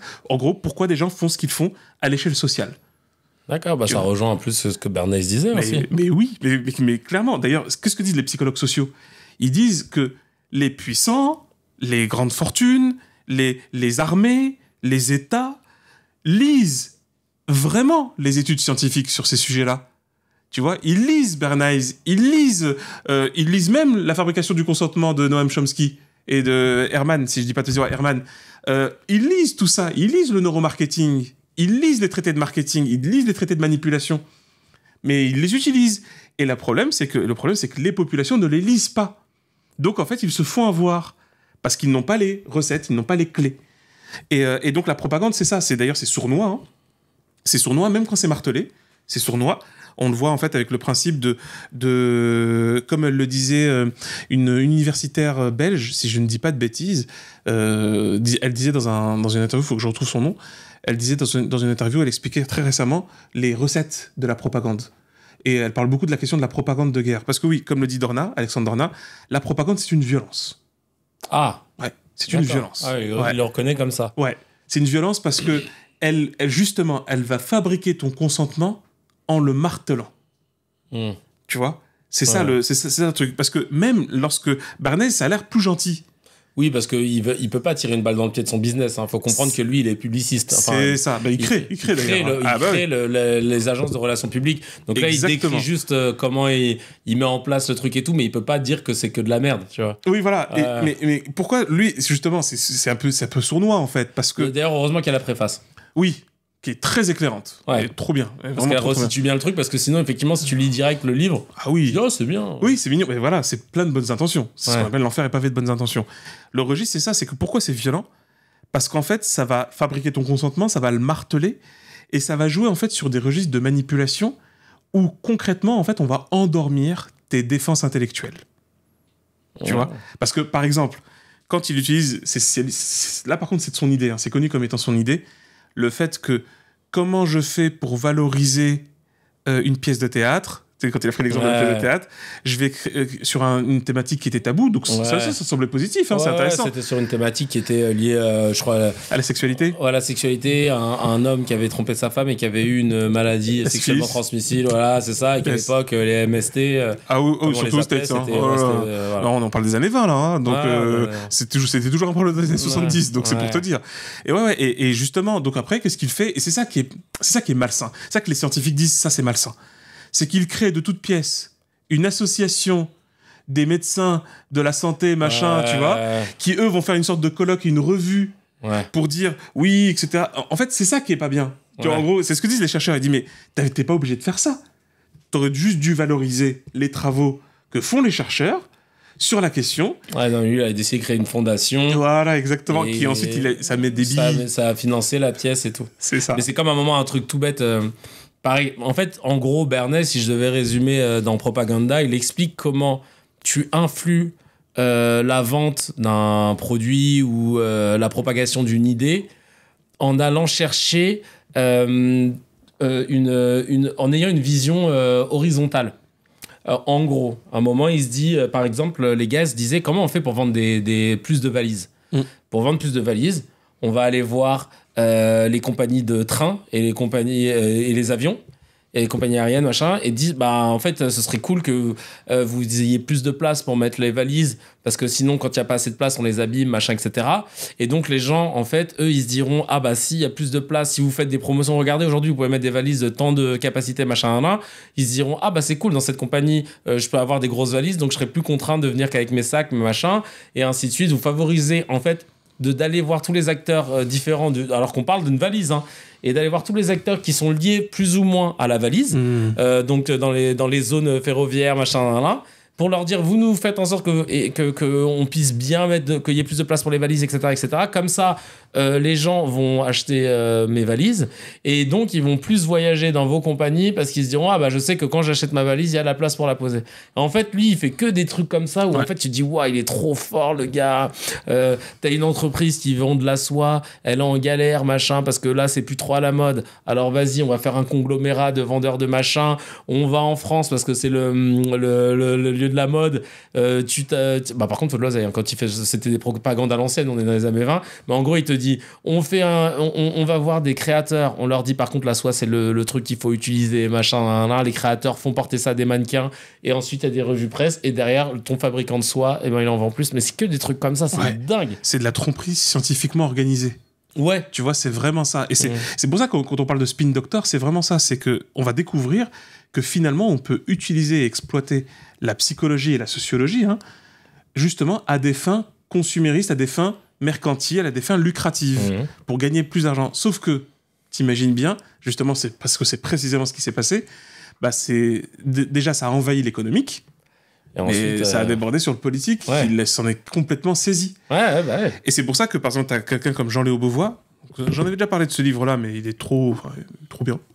Les illusions libérales. Il n'est pas facile à trouver, je crois, en ce moment. Mais, les illusions libérales. Les illusions libérales. C'est un monument. C'est vraiment un monument. Je crois qu'il l'a écrit en 2003, si je dis pas de bêtises, c'est juste après l'invasion de l'Irak par les États-Unis. Okay. Parce que là, on était dans un... tu vois, c'est l'exemple de la propagande. Comme on l'avait dit encore une fois.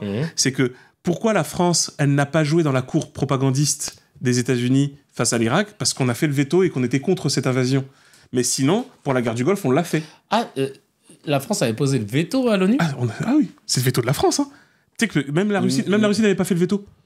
Mais donc ça veut dire que les États-Unis ils y sont quand même allés. Ah mais alors littéralement. Donc ça dans veut le dire plus que grand des vraiment, calmes. c'était vraiment pour dire bah donc ça sert à rien là tout ce qu'on fait. État voyou en fait. C'est ça un état voyou. Là c'est un rock state. Mais clairement. littéralement. Mais c'est une dinguerie. Mais ça. tranquillement, tu sais, invasion tranquille. Hein. Et il y avait pas. C'est-à-dire qu'après quand ils sont allés, Il y avait pas de il y traces avait d'armes. mais rien. Bon, on se souvient de Colin Powell machin. Ouais. Et ben tu vois justement c'est ce que disait l'autrice sur la question de la propagande. Les différents ingrédients de la propagande justement le premier parmi les ingrédients en fait de ceux qui me reviennent, t'as le premier ingrédient. C'est celui, en fait, de brouiller les pistes au niveau des causes. Tu vois ? Tu sais, de dire c'est lui qui a commencé. C'est eux qui ont commencé. Ça vient d'eux. Le problème, il vient de là-bas. Il vient pas de nous. Avec toujours le truc de, tu sais, l'élément de propagande. Nous, on est le camp du bien. Nous, on est pour la démocratie. Nous, au moins, on est une démocratie. Bah, d'ailleurs, t'as vu, c'est toujours le Joker qu'on n'arrête pas de se répéter. Ouais. Les agresseurs israéliens, c'est de dire on est la seule démocratie du Moyen-Orient. Mais c'est vrai qu'en plus, c'est un argument comme si qui n'a rien à fait. voir avec ce qu'on dit. Bah ouais. On est en train de dire, ouais, mais là, en fait, vous avez tué beaucoup trop de civils, d'enfants, et ils sont là, oui, mais on est la seule démocratie. Et t'as envie de dire, en fait, on veut dire, vous êtes la seule démocratie du Moyen-Orient à massacrer des enfants. Oui, voilà, pour préciser. Ouais, si tu veux, hein. Voilà. Oui, voilà. Ça change quoi sinon ? Bah voilà. Les faits restent les faits. Les faits sont têtus. Hein. Et donc, tu vois, deuxièmement, pareil, de brouiller les pistes sur le commencement du problème. Surtout dans la propagande de guerre. 7 octobre. Tout. 7 octobre jusqu'à 23h59. Moi, je me souviens. Voilà, c'est tout. Il n'y a pas. Voilà. Il y en a un qui a vraiment beaucoup participé à cette propagande. Hein. C'est l'animateur Arthur. Je suis obligé de le balancer, mais vraiment, ça m'a choqué. Il s'est balancé tout seul. Il s'est balancé tout seul. En vrai, il n'a pas eu besoin de moi. Et c'est du bénévolat. Hein. Dans une de ses stories, il avait mis le 6 octobre, il y avait la paix. Tu peux pas dire ça, Chacal, hein, parce que vraiment, là, ça voudrait dire que vraiment ton livre a commencé le 6 octobre. Ouais. Non, mais c'est quand même dingue. Ouais, c'est typiquement de la propagande de guerre. Tu vois, c'est comme la mort de l'archiduc François Ferdinand en 1914. Mais vraiment, c'est un cas d'école. Pour la Première Guerre mondiale. Les historiens ils te disent ça, ils disent mais tu peux rien à voir. C'est un fait colonial que littéralement les 3 empires coloniaux britanniques, français et bon, il y avait les États-Unis un petit peu dans l'histoire et puis ensuite il y avait un peu la Belgique. Bref, même si qui en fait concrètement avaient un obstacle à leur appétit colonial. C'était l'Empire ottoman, l'Empire allemand, l'Empire russe, et avec les Allemands, et aussi les Allemands et les Austro-Hongrois. Donc il fallait les éliminer. Mais non, tout le monde le sait aujourd'hui, historiquement. Bon, il y en a qui sont pas encore à jour, mais ça c'est leur problème. Mais c'est toujours la même chose. Tu vois, situer le conflit le 7 octobre, mais vous êtes des ravagés en fait. Vous êtes sérieux ? Ouais. On oublie en fait le 47, non, 31, 37, 38, tout ça c'est des dates de massacre. Qui a été fait par des milicionnistes. Voilà. Et ça c'est bien documenté. Hein. L'ONU aussi a des documents officiels et des rapports officiels là-dessus. Des journalistes indépendants ont fait des rapports dessus. Des émissaires étrangers, donc c'est-à-dire ni palestiniens ou arabes, ni israéliens, et même des auteurs et des historiens israéliens. Il faut lire Ilan Pappé, qui a pas mal écrit là-dessus, enfin qui a même bien écrit là-dessus. Grand-père de Kylian. C'est pour Morat, je sais que là dans Non mais et qui a fait un travail énorme sur ce sujet, qui a bien documenté. C'est-à-dire qu'il y a des sources. Là, on peut. Tu vois, c'est ça comment on déjoue une propagande quand on prend toutes les sources et qu'on n'hésite pas en fait avec ces sources-là. Moi, tu sais que souvent, ça m'arrive parce que ces derniers temps, c'est vrai que j'avais posté des trucs par rapport à Rafah notamment, et puis toujours aussi sur la façon dont les médias en parlent. Moi, ça a toujours été ma constante. Encore une fois, je le dis et je le répète. Moi, j'ai pas forcément de compétences en géopolitique. Moi, en revanche, j'ai une expérience qui me permet d'avoir un regard sur les médias parce que j'en ai fait partie, qui est particulier, enfin, qui me permet de déceler quand il y a des choses qui fonctionnent pas. Et mon obsession, moi, c'est de condamner les médias. Parce que je sais très bien et je sais pertinemment que même si c'est bien de prendre parole, etc., les décisions, enfin, sur une guerre, ce sera de la diplomatie qui va pouvoir entériner tout ça. Avec la pression, certes, d'une population, etc., mais globalement, ça passera par la diplomatie.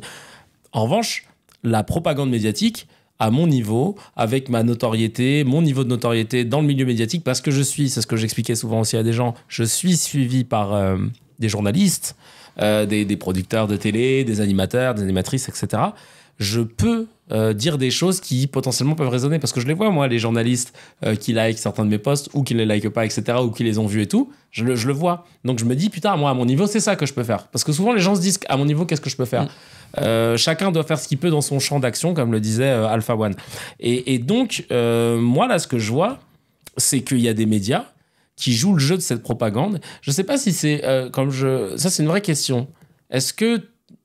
Parce que tu vois, on peut être sur le fil du complotisme. C'est de dire les médias nous manipulent. Moi, je dirais... oui, bien sûr qu'ils manipulent l'opinion. Mais moi, je dirais qu'il n'y a pas eu de... Je pense pas, d'accord entre tous. Style LCI, CNews, BFM, France Info, machin, ils se sont pas réunis tous ensemble en se disant bon, venez, voici le narratif, on va dire ça. Non, honnêtement, je pense que clairement ça s'est pas passé comme ça. Pour avoir mis mon nez dans les médias, etc., je pense qu'il y a énormément d'autocensure à beaucoup de niveaux, ou de gens qui font des faux managériales, comme Chapeau te disait, des gens qui vont prendre des initiatives en pensant que. Absolument. Et je pense que c'est surtout ça qui gangrène les médias. Absolument. Et je pense qu'il y a eu zéro concertation sur le narratif à choisir pour couvrir depuis le 7 octobre ce qui se passe. Mais je pense que chacun individuellement a choisi en tout cas un narratif. Oui, par contre, justement, là où c'est super intéressant, déjà, ça c'est clair, ce que tu dis c'est important, il y a une intériorisation de la propagande. La propagande, elle est créée, hein. Pour être très clair, la propagande, elle est toujours l'œuvre d'une puissance, aux fins de ses intérêts. Tu vois, ça peut être un État, un empire, une puissance financière, une entreprise. Par exemple, l'excellente série, hein, parce qu'elle a été pas mal première, l'excellente série Succession. Ah, génial, Ouais. c'est ta série, ça, moi. Tu vois, qui est excellente, elle le montre très bien, parce que c'était d'ailleurs, quand on lit les auteurs sur la question de l'accumulation des pouvoirs, par exemple, en l'occurrence Chomsky, eux, quand ils l'écrivaient, on n'était pas encore arrivé à ce que Succession montre. C'est-à-dire que Succession, la série, montre très bien le paroxysme de la mainmise des médias et de leur effet par quelque puissance. En l'occurrence, là, pour le coup, une famille. Mais parce que c'est vraiment ça. Et l'impact, ce qui est génial dans la série, ce qui est montré, c'est que c'est fait avec une telle banalité. Ça a l'air tellement facile que c'en est effrayant. Ce que Bernays appelle le gouvernement invisible. Ah oui, oui. Et qui est dans les mains d'une poignée de personnes. Mais c'est exactement ça. Et il dit un peu ce que je viens de dire, parce qu'il s'est beaucoup inspiré de moi. C'est le mec qui n'a pas du tout de chronologie. Impressionnant. Il dit que les gens qui font partie de ce gouvernement invisible, ne savent même pas que... ils en font partie. Oui. Tu vois, vraiment qui est important de ce côté. De l'influence. Il n'y a pas de conglomérat où on s'est réunis entre gens puissants en se disant... Non, c'est parce que le gouvernement invisible, ça peut sembler vachement une rhétorique très conspi, mais en fait... non, c'est le gouvernement invisible, c'est des gens puissants qui ont des capacités de promouvoir, de propagande. Et comme le disait Marx et Engels, qui tirent la couverture vers eux, en fait. Ouais, voilà, c'est ça. Et plus ils sont puissants, plus la couverture, il arrive à la tirer très fort. C'est ça. Et ce que je veux dire, c'est que, en fait, dans Succession, c'est un peu l'équivalent, si vous voulez, d'une famille qui serait à la tête de Walt Disney, en vrai. Oui, mais en plus, ils ont repris... j'ai quoi le nom de la famille, nom exactement, parce qu'il y a une vraie famille qui a ce pouvoir-là, en fait.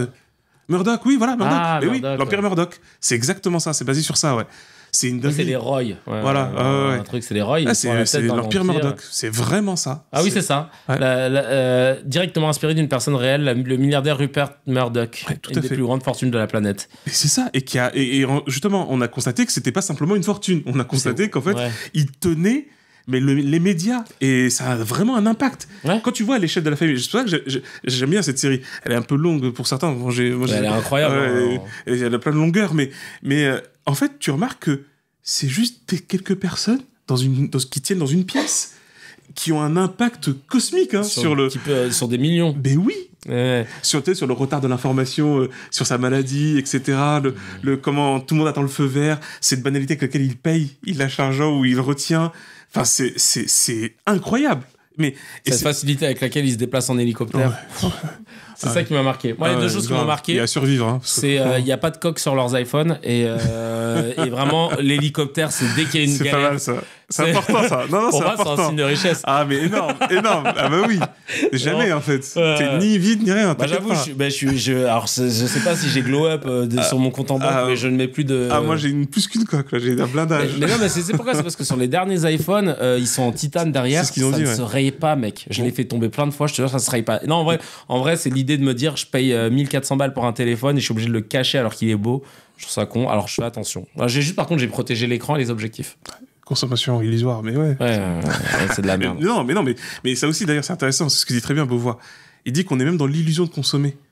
Parce qu'en fait, on est même dans une sorte de superficielle consommation. Où au final, on est là, on profite à peine de la chose et tout de suite, on nous la dérobe. On dit non, mais prends l'autre, etc. Ah, ça, par contre, c'est vrai que c'est et horrible. On vit vraiment dans des illusions. C'est-à-dire que même on a dépassé le problème de la société de consommation de Baudrillard. C'était Jean Baudrillard qui parlait de ça. Maintenant, on est arrivé dans un délire où en fait, on ne consomme même plus. On fait semblant de consommer, où on ne consomme qu'à moitié. C'est terrible. En fait, on nourrit la frustration. Regarde comment à l'époque, on va refermer la parenthèse sur ça, mais mais c'est important. Ouais. Quand, par exemple, on avait une nouvelle console. Ouais. Elle nous faisait au moins 10 piges avant qu'ils sortent la Super Nintendo, avant qu'ils sortent la Nintendo 64. Une merveille, la Super Nintendo. Ouais, et elle est toujours là. Hein, et elle marche toujours. Franchement. Hein. Et le rétro gaming, c'est une dinguerie. C'est vrai. Et je pense qu'il n'y a que les consoles de jeux qui arrivent encore à avoir ce truc-là de pas sortir. Et encore là, ça commence déjà à parler de la PS6. Moi, je suis encore à la 4. Bah, là, tu vois encore une fois mes effets merveilleux du capitalisme. En plus, le pay and play, tu vois. Oui, catastrophe. Ouais, c'est vrai, parce que maintenant t'achètes. Il y aurait plus de gamers si on avait fait ça. Si on avait fait ça en fait dès les origines des jeux vidéo, mais en fait les jeux vidéo auraient disparu. Hein. Ouais. Parce que c'est pas tenable. Même en termes économiques, c'est pas tenable votre système. Bah, tôt ou tard, en fait. Eh oui, t'es en train de dépouiller les gens parce qu'on les voyait. Par contre, moi j'avais des potes, gamers tarés, qui pétaient tout leur argent de poche ou leur salaire, leur petit salaire de petit job pour s'acheter des jeux. Mais en même temps, il y avait une forme de passion parce que le jeu, fallait que tu l'épuises et c'était pas facile de l'épuiser. Tu vois. Alors que maintenant, pour passer un niveau, faut que je paye. Ouais. Faut que j'ai un nouveau personnage. Faut que je paye. Faut que je change de skin. Vas-y, faut que je paye. Ouais. Vous êtes des fous. Mais bon, ouais, ça aussi, ça serait que c'est la façon de consommer les jeux vidéo, c'est intéressant ça. Ça a grave changé. Alors que le jeu vidéo, c'est super intéressant. C'est pas un monde qu'il faut mépriser comme certains peuvent le faire. En plus, depuis qu'ils ont lâché l'étude qui explique qu'il n'y avait pas de lien entre la violence des jeunes et le fait qu'ils jouent à Call of Duty ou à GTA. Pourtant, c'était évident. C'était évident, mais au moins. Non, mais c'est bien qu'ils aient fait l'étude pour au moins fermer les bouches, tu vois. Tout à fait d'accord. Parce que ça a été longtemps. Comme voir les mangas, ça rend pas violent. Ouais. J'ai vu un truc qu'il a dit sur les mangas. Que c'est antisémite. Que c'est écrit par les Japonais sous l'impulsion nazie. Mais non, mais n'importe. Oh là là. Par contre, c'est une inculture totale de dire ça. Ah ouais. En fait, c'est comme croire, par exemple, que les mangas sont parfaitement inscrits dans la société japonaise. C'est pas vrai. La plupart des contenus mangas, surtout les plus à succès, sont en dissidence de la société japonaise. Ah bah oui, en fait, j'irais pas jusqu'à dire que c'est marginal, même s'il y a des mangas qui sont dans la marginalité, tu vois, clairement. Il y a beaucoup de choses à dire d'ailleurs sur les mangas, mais les mangas sont dans une rébellion et même une révolte de l'ordre social et sociétal japonais. D'accord. Ah, clairement. Donc non, c'est beaucoup plus. Tu vois, c'est plus deep, c'est plus profond, franchement. Les mangas, non, c'est plus intéressant. Et puis, pareil, ça n'existe pas le manga. C'est des mangas, des mangaka. Même s'il y a des codes. Comment ils s'appellent les mangas plutôt féminins ou plutôt. Les shoujo, les shonen, bien sûr. Et puis, voilà. Non, c'est un monde très profond, extrêmement complexe. On peut quasiment dire que c'est un monde dans le monde japonais. Ah oui. Tu vois, vraiment. Oui, carrément. Même, tu vois, comment tu publies un manga, les étapes, tu passes dans le Weekly Shonen Jump, qui est une espèce de revue. Oui, tout à fait. Très, très, très. C'est une institution. C'est une institution. Tous les mangas ont commencé par là. En fait, c'est une grande revue. C'est le New York Times du manga. Et puis dedans, ils te mettent des extraits de jeunes auteurs. Mais je crois que Oda de One Piece est passé par là, tous. Bien sûr. Même pour Naruto et tout. Ils te mettent 2-3 planches. Et puis, s'ils voient comment ça prend, et puis si jamais ça prend, après, ils t'éditent. Enfin, il y a tout un cheminement et tout. Par exemple, tu vois, c'est en parlant de manga, parce que comme quoi tout est lié, en parlant de manga, en réalité, tu as deux morceaux de manga qui sont fondamentaux pour la question de la propagande dont on parle aujourd'hui. C'est One Piece et Shingeki no Kyojin. Donc, c'est l'Attaque des Titans. L'Attaque des Titans, ouais. Les deux sont vraiment axés sur la propagande. Parce que pour l'Attaque des Titans, c'est justement la fondation d'une croyance. Ouais. Tu sais, celle du mur qui nous protège, etc. Et tout, tu vois. Donc c'est très fort, mais c'est puissant. C'est puissant parce que tu te dis... Ouais, non, mais c'est bien qu'ils soient au-delà Mais oui. des titans qui nous attaquent. Mais oui. Mais en fait, ça vient d'où? Comment ils sont Ouais. créés? Tu vois, Ok, et tu sais, pareil, avec l'événement fondateur, Ouais. toujours la même chose. Hein. Et C'est One c'est Piece. ça la propagande. Hein. Et One Piece avec le gouvernement mondial. Mais bien- Putain, mais- mais alors ça, c'est. Mais ça, par contre, tu sais, en plus, il y a une vaste littérature. C'est pour ça que c'est génial ce que fait Oda dans One Piece. C'est que, en fait, il synthétise un ensemble de savoirs et de connaissances qui sont scientifiques. Hein. Les gens, c'est pas parce que vous n'avez pas lu les livres hein, que ça veut pas dire que ça n'existe pas. Hein. Ouais. Lui, il vous rend un service. C'est pour ça que c'est génial. Moi, Ça existe depuis combien de temps One Piece? 20 ans? Ouais, je crois bien. Hein. Peut-être un peu plus même. Hein.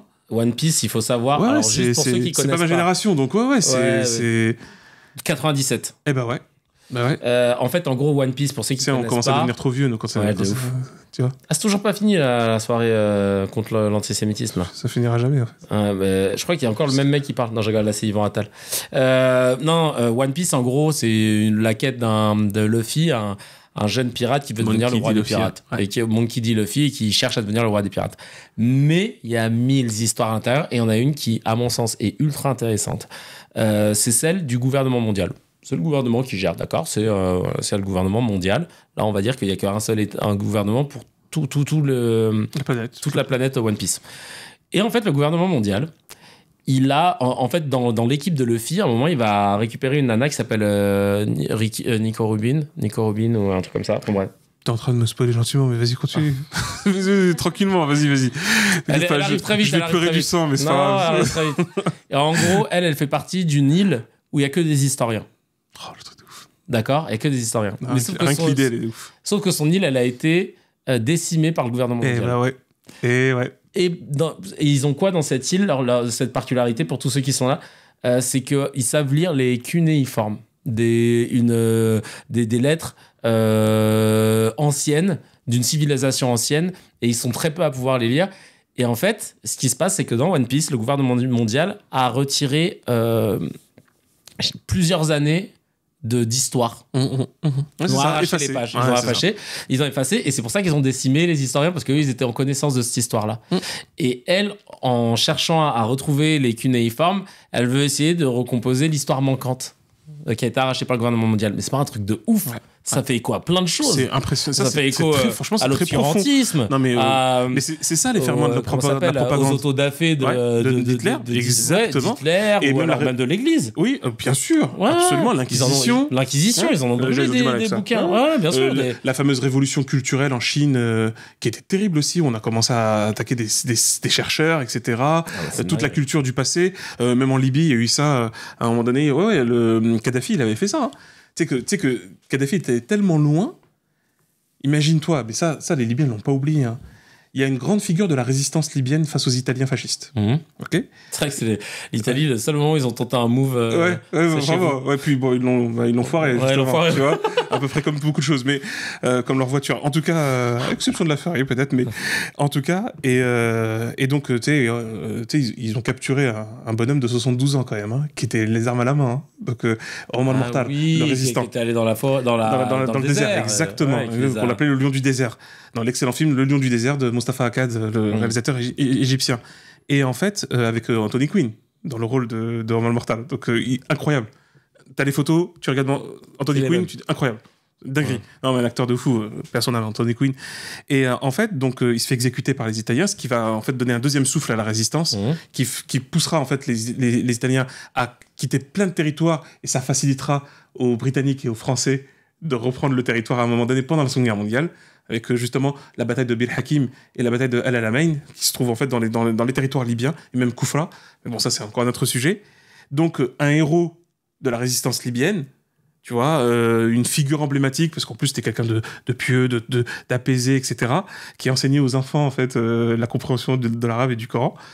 Et ben quand Kadhafi a pris le pouvoir, surtout quand il l'a pris plus formellement, c'est-à-dire en 73, parce il y a eu un coup d'État en 69, mais c'était pas vraiment de lui. En 73, il fait justement une révolution où il dit en fait qu'il faut effacer le passé, que l'histoire elle commence avec lui. Elle commence avec son règne. Il a fait comme sa puissance. le père de Kim Jong-un. Oui, non, mais tu sais, Mao, même Mao a fait la même chose. Staline, tu sais, c'est la même maladie. Hein. Même Hitler, quand il a révisé en fait l'histoire, d'ailleurs même Pétain, hein, c'est toujours la même maladie, ça. Hein, c'est toujours les mêmes délires. Et qu'est-ce qu'a fait Kadhafi? C'est là que c'est encore plus fou. C'est qu'il est allé déterrer le corps, enfin là où était enterré en fait Romain Mortal, et il l'a fait s'enterrer dans le désert perdu. Ouais, pour dire que vous pouvez plus voir sa tombe, vous pouvez plus convoquer son histoire, ni sa mémoire. C'est un taré. Ah ouais, non. Tu sais que, du coup, qu'est-ce qu'ont fait les Libyens quand ils l'ont attrapé et qu'ils sont occupés de lui? Enterré dans le désert. Eh ben exactement, et personne ne sait où il est enterré. Voilà. Ah ouais? C'est... le Libyen est taquin. Et surtout, il a la mémoire. Ouais. Donc, mais tu vois, en fait, c'est pour ça que c'est vrai que c'est connu. C'est magnifique, tu sais, parce que je connaissais pas ce passage-là de One Piece, mais c'est magnifique parce que c'est le cœur du sujet. La question de la mémoire, la question... Là, on le voit quand on...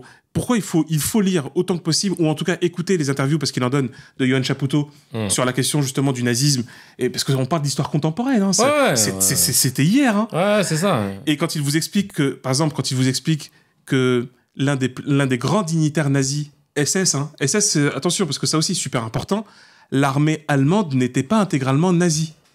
Ah. Hitler, c'est 22 tentatives d'assassinat, qui venaient en grande majorité de l'armée.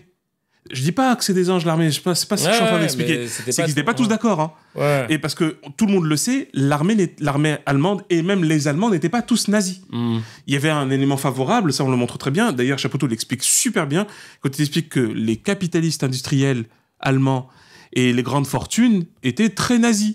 D'accord. Et d'ailleurs, pas que allemands. Les industriels autrichiens. C'était pas du tout parti ouvrier, quoi. Ah non.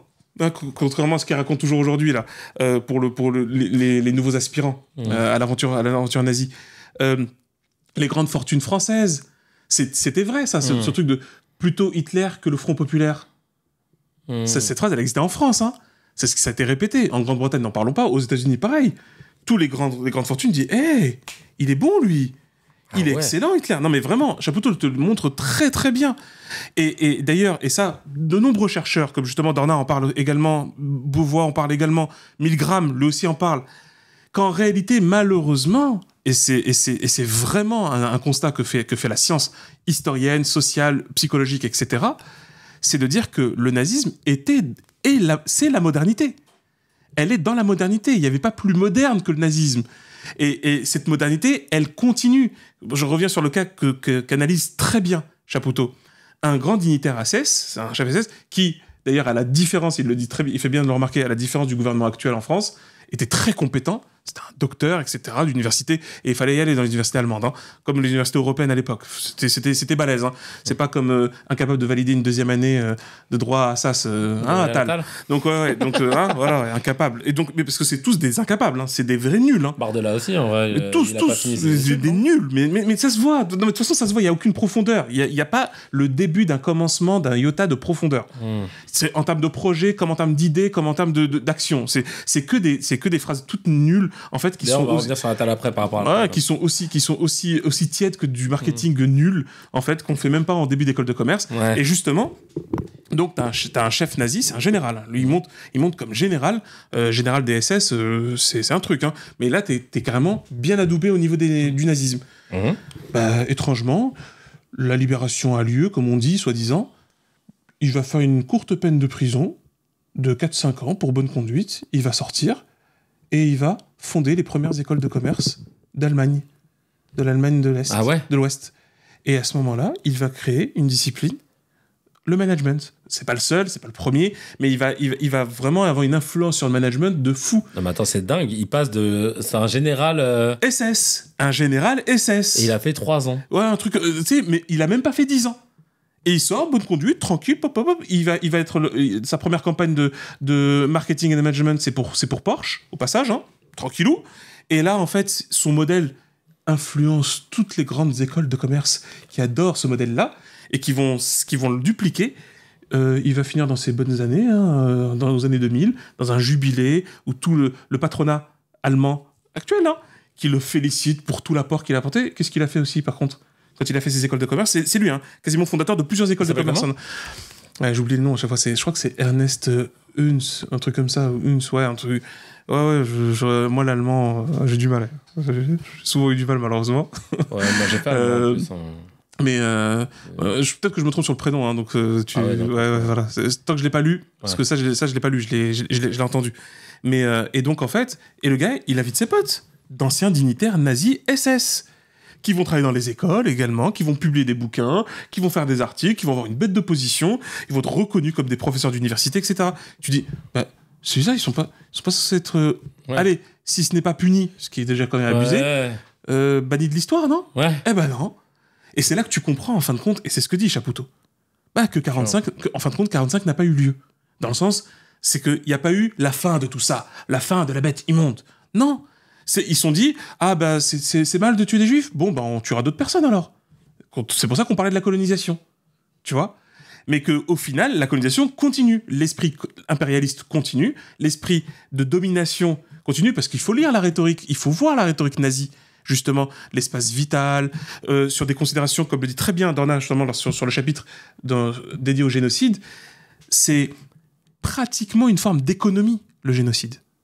Tu vois, il l'inscrit dans une forme d'économie moderne.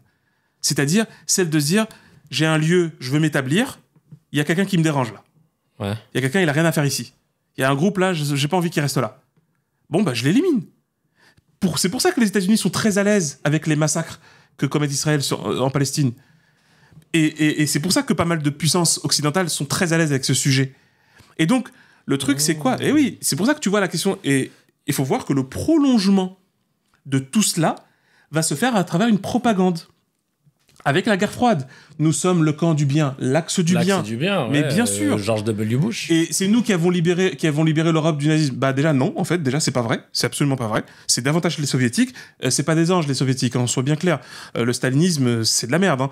Mais je sais qu'il y en a, ils vont pas être très contents, mais il faut être très clair aussi. Hein. C'est le mal, c'est le mal. Hein. Le bien, c'est le bien. En fait, à partir du moment pas de relativisme. Gens... Dans une guerre, il y a jamais. En fait, je me rends compte que dans une guerre, il y a jamais un gentil et un méchant. Oui, et c'est par contre, qu'on soit bien clair, je reprendrai bien cette très belle phrase d'une autrice française mais d'origine russe, qui était, il me semble, qui était la compagne de Aragon. D'accord. Ouais, Elsa Triolet. Ok. Elsa Triolet. Elle disait cette phrase, quand il y a une barricade, il n'y a que deux camps. Tu vois, soit t'es derrière la barricade, soit t'es devant. Et en fait, oui, c'est-à-dire que dans les luttes d'indépendance, dans les luttes contre une oppression, il y a que deux camps. Et là, tu viens pas me sortir le camp de la paix. Tu vois, donc oui, je suis d'accord, par exemple, quand on explique que oui, en Ukraine, il y a une oppression. Ben, bien sûr, il n'y a aucun problème, complètement. Et qu'il faut lutter contre cette oppression, et il faut libérer les Ukrainiens de cette oppression. Il n'y a aucun souci. Mais alors, du coup, vous êtes prêts à aller jusqu'au bout de ce raisonnement ? Vous trouvez inacceptable que les forces russes soient entrées dans un territoire qui ne sont pas les leurs et qui n'a pas été reconnu par l'ONU ? C'est vrai ? Ben, faut aller jusqu'au bout, alors. Mais tu peux pas... Et c'est là qu'on voit la propagande. Tu utilises quelque chose de réel, de bien, pour ensuite occulter et même carrément nier. Parce que là, on nie quand même. Hein. Ouais. Et non, mais il y a des débats. On verbalise des personnes qui portent un kéfier. Mais vous êtes des malades. Non, mais ça, c'est ouf. Mais c'est quoi le projet ? Vous êtes littéralement en train de criminaliser des personnes qui sont solidaires avec des victimes d'un massacre. Enfin, faut quand même bien se rendre compte. Et c'est pour ça qu'on doit être très clair sur ce sujet. C'est que, en fait, oui, ça peut sembler compliqué d'ailleurs quand on explique sur la question politique. Certains ont fait une confusion. C'était d'ailleurs toute l'œuvre politique du sionisme. Le sionisme est une doctrine coloniale impérialiste ultra intolérante qui n'a aucun problème avec le nazisme. Ouais, je le répète, le sionisme n'a aucun problème avec le nazisme et n'en a jamais eu aucun. D'ailleurs, ceci est tellement vrai que justement Netanyahou, c'est quelqu'un qui a dit, hein, c'est pas d'aujourd'hui ni d'hier, hein, il l'a dit depuis longtemps. Il dit non mais Hitler, c'était pas un mauvais gars. C'est ce que tu me disais. Ouais. C'était pas moi. Il l'a dit. Vous retrouverez les déclarations. Elles sont très. Et il n'est pas le seul à le dire. Et dans son parti, c'est peut-être même le plus modéré dans ce qu'il dit. Hein.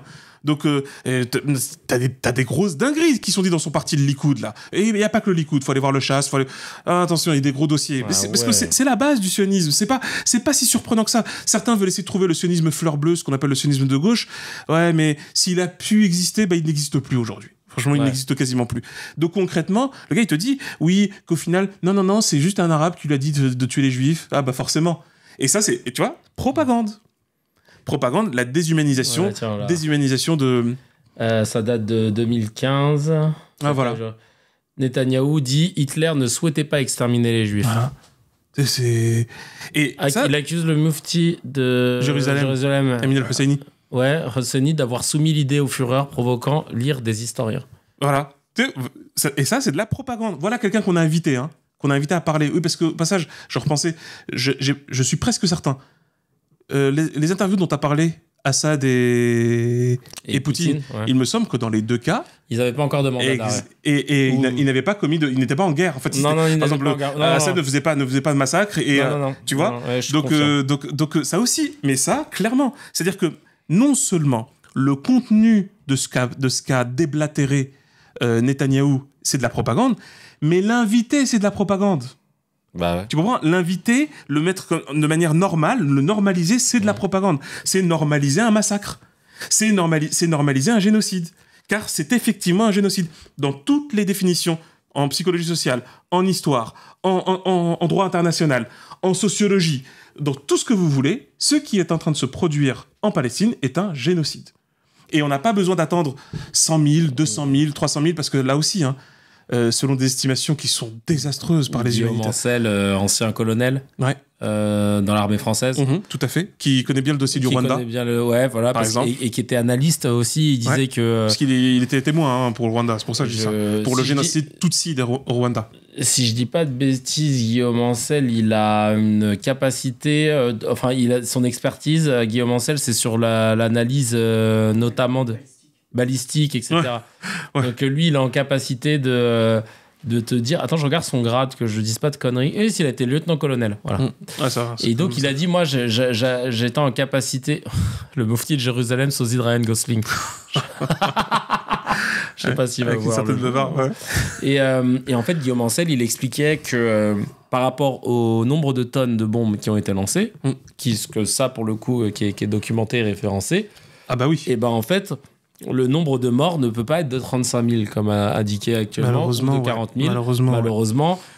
Pour lui... On répète que c'est des en- chiffres du Hamas, mais Ouais, non. non, c'est pour lui Guillaume Ancel, qui est encore une fois, je le rappelle, un ancien lieutenant-colonel français qui n'a pas du tout de sympathie pour le Hamas ou de désamour je crois pour pas du tout, hein. Israël. Lui, le mec, il est plutôt pragmatique. Il explique que selon ses analyses à lui, parce que c'était son métier d'analyser les pertes selon ce qui a été chargé comme matériel militaire, il pense qu'en fourchette basse, on est entre 70 000 et 80 000 morts. Et il a dit c'est la fourchette basse. Ouais.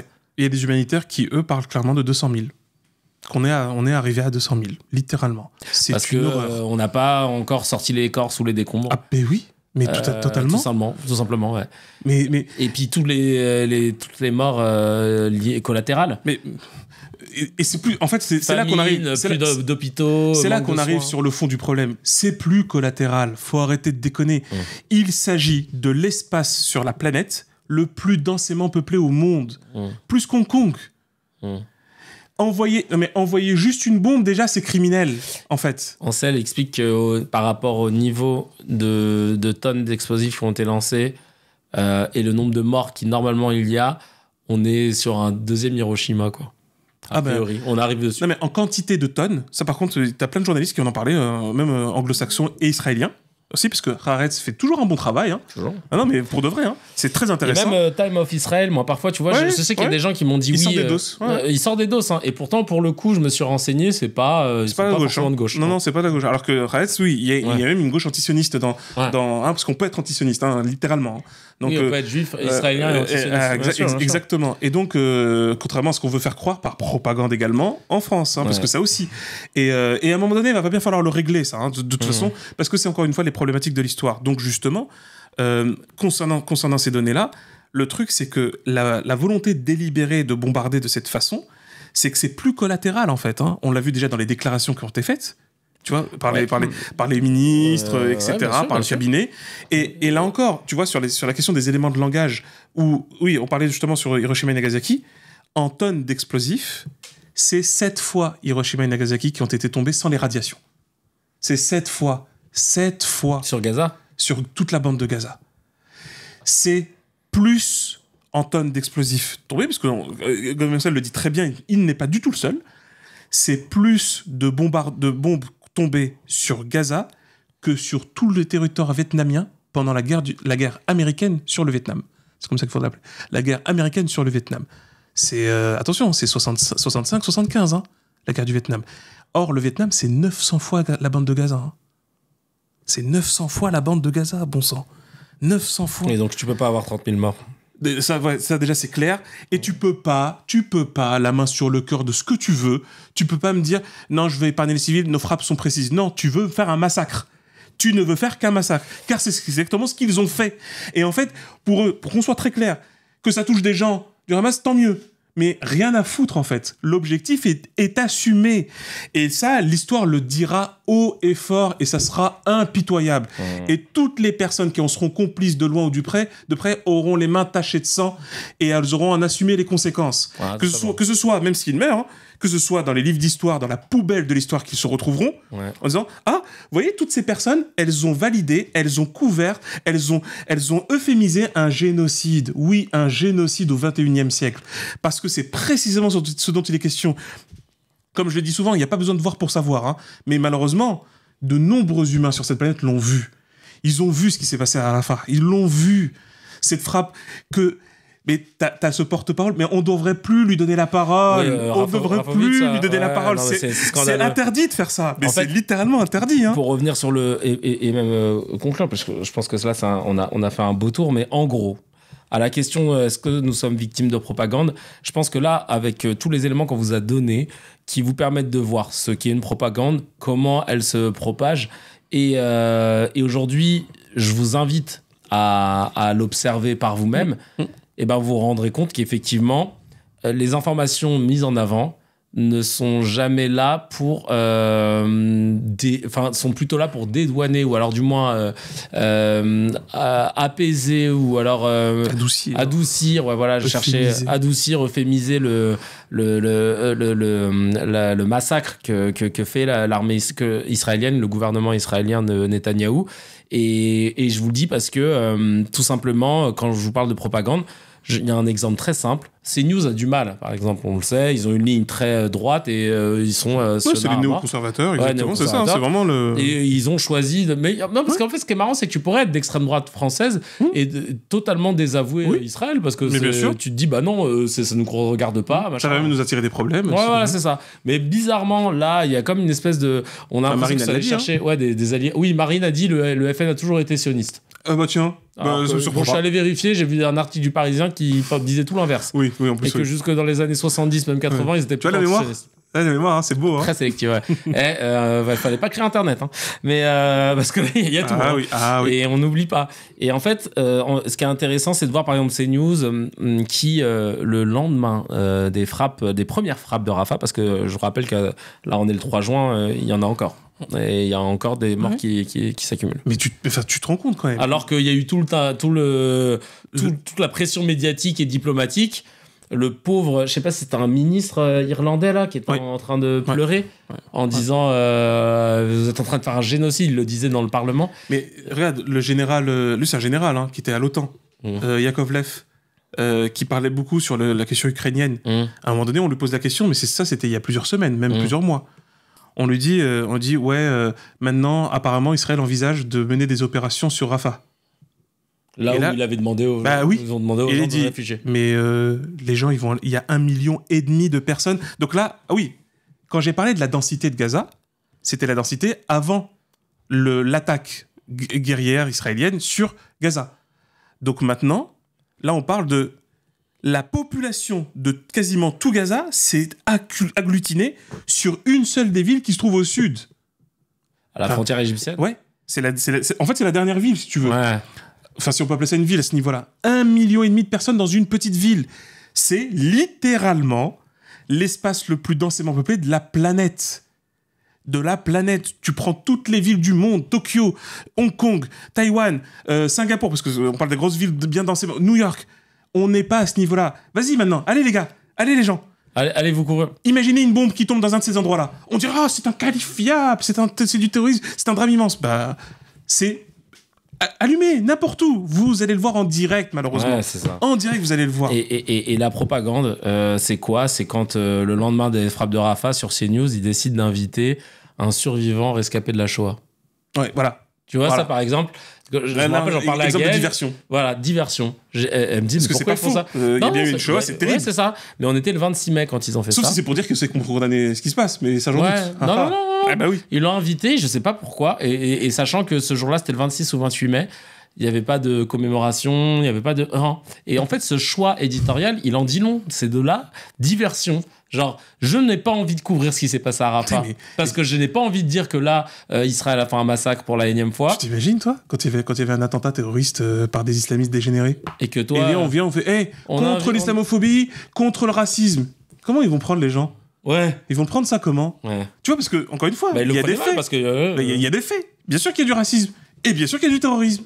Alors, mais en fait, vous êtes tous d'accord qu'il y a un timing quand même à respecter. Il y a une certaine décence à avoir.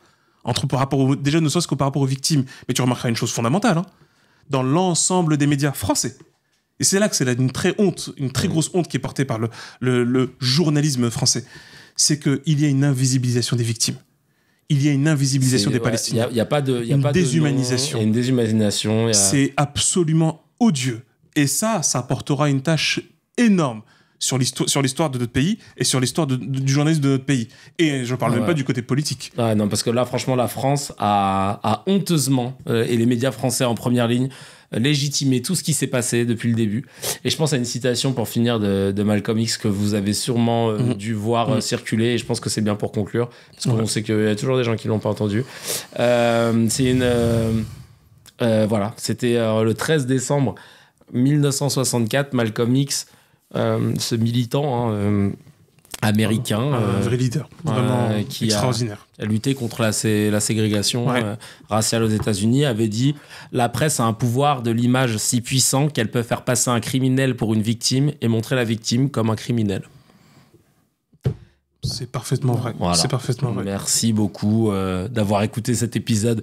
Ah oui, la réponse, sommes-nous dans un état de propagande ou subissons-nous une propagande actuellement? Oui, voilà. C'était juste pour être sûr, au cas où vous n'aviez pas compris. Oui. En tout cas, merci de nous suivre. Continuez à nous envoyer de l'amour, hein, des messages, de mettre des étoiles, tout ça, ça nous fait trop plaisir. Les 5 étoiles sur Spotify, sur Deezer, Apple Podcast et tout. On est ensemble sur le Tipeee, je compte sur vous, hein, migrez sur le Tipeee si vous voulez nous soutenir plutôt que YouTube. Merci à Dr H, comme d'habitude, c'est un plaisir de papoter avec toi. Ma chérie Gaëlle Cani-Cagnan à la réalisation et au montage. Allez checker sa chaîne YouTube Gaëlle Cani-Cagnan du même nom avec son émission Mask-Off et aussi les Weekly Idol parce qu'il y a plein de vidéos qui vont arriver, notamment une parce madame a fait, c'est pour ça qu'on a décalé d'un jour, un aller-retour à Hambourg pour aller voir le premier match des Paris Musketeers en ELF et c'était le feu, donc elle va nous raconter tout ça.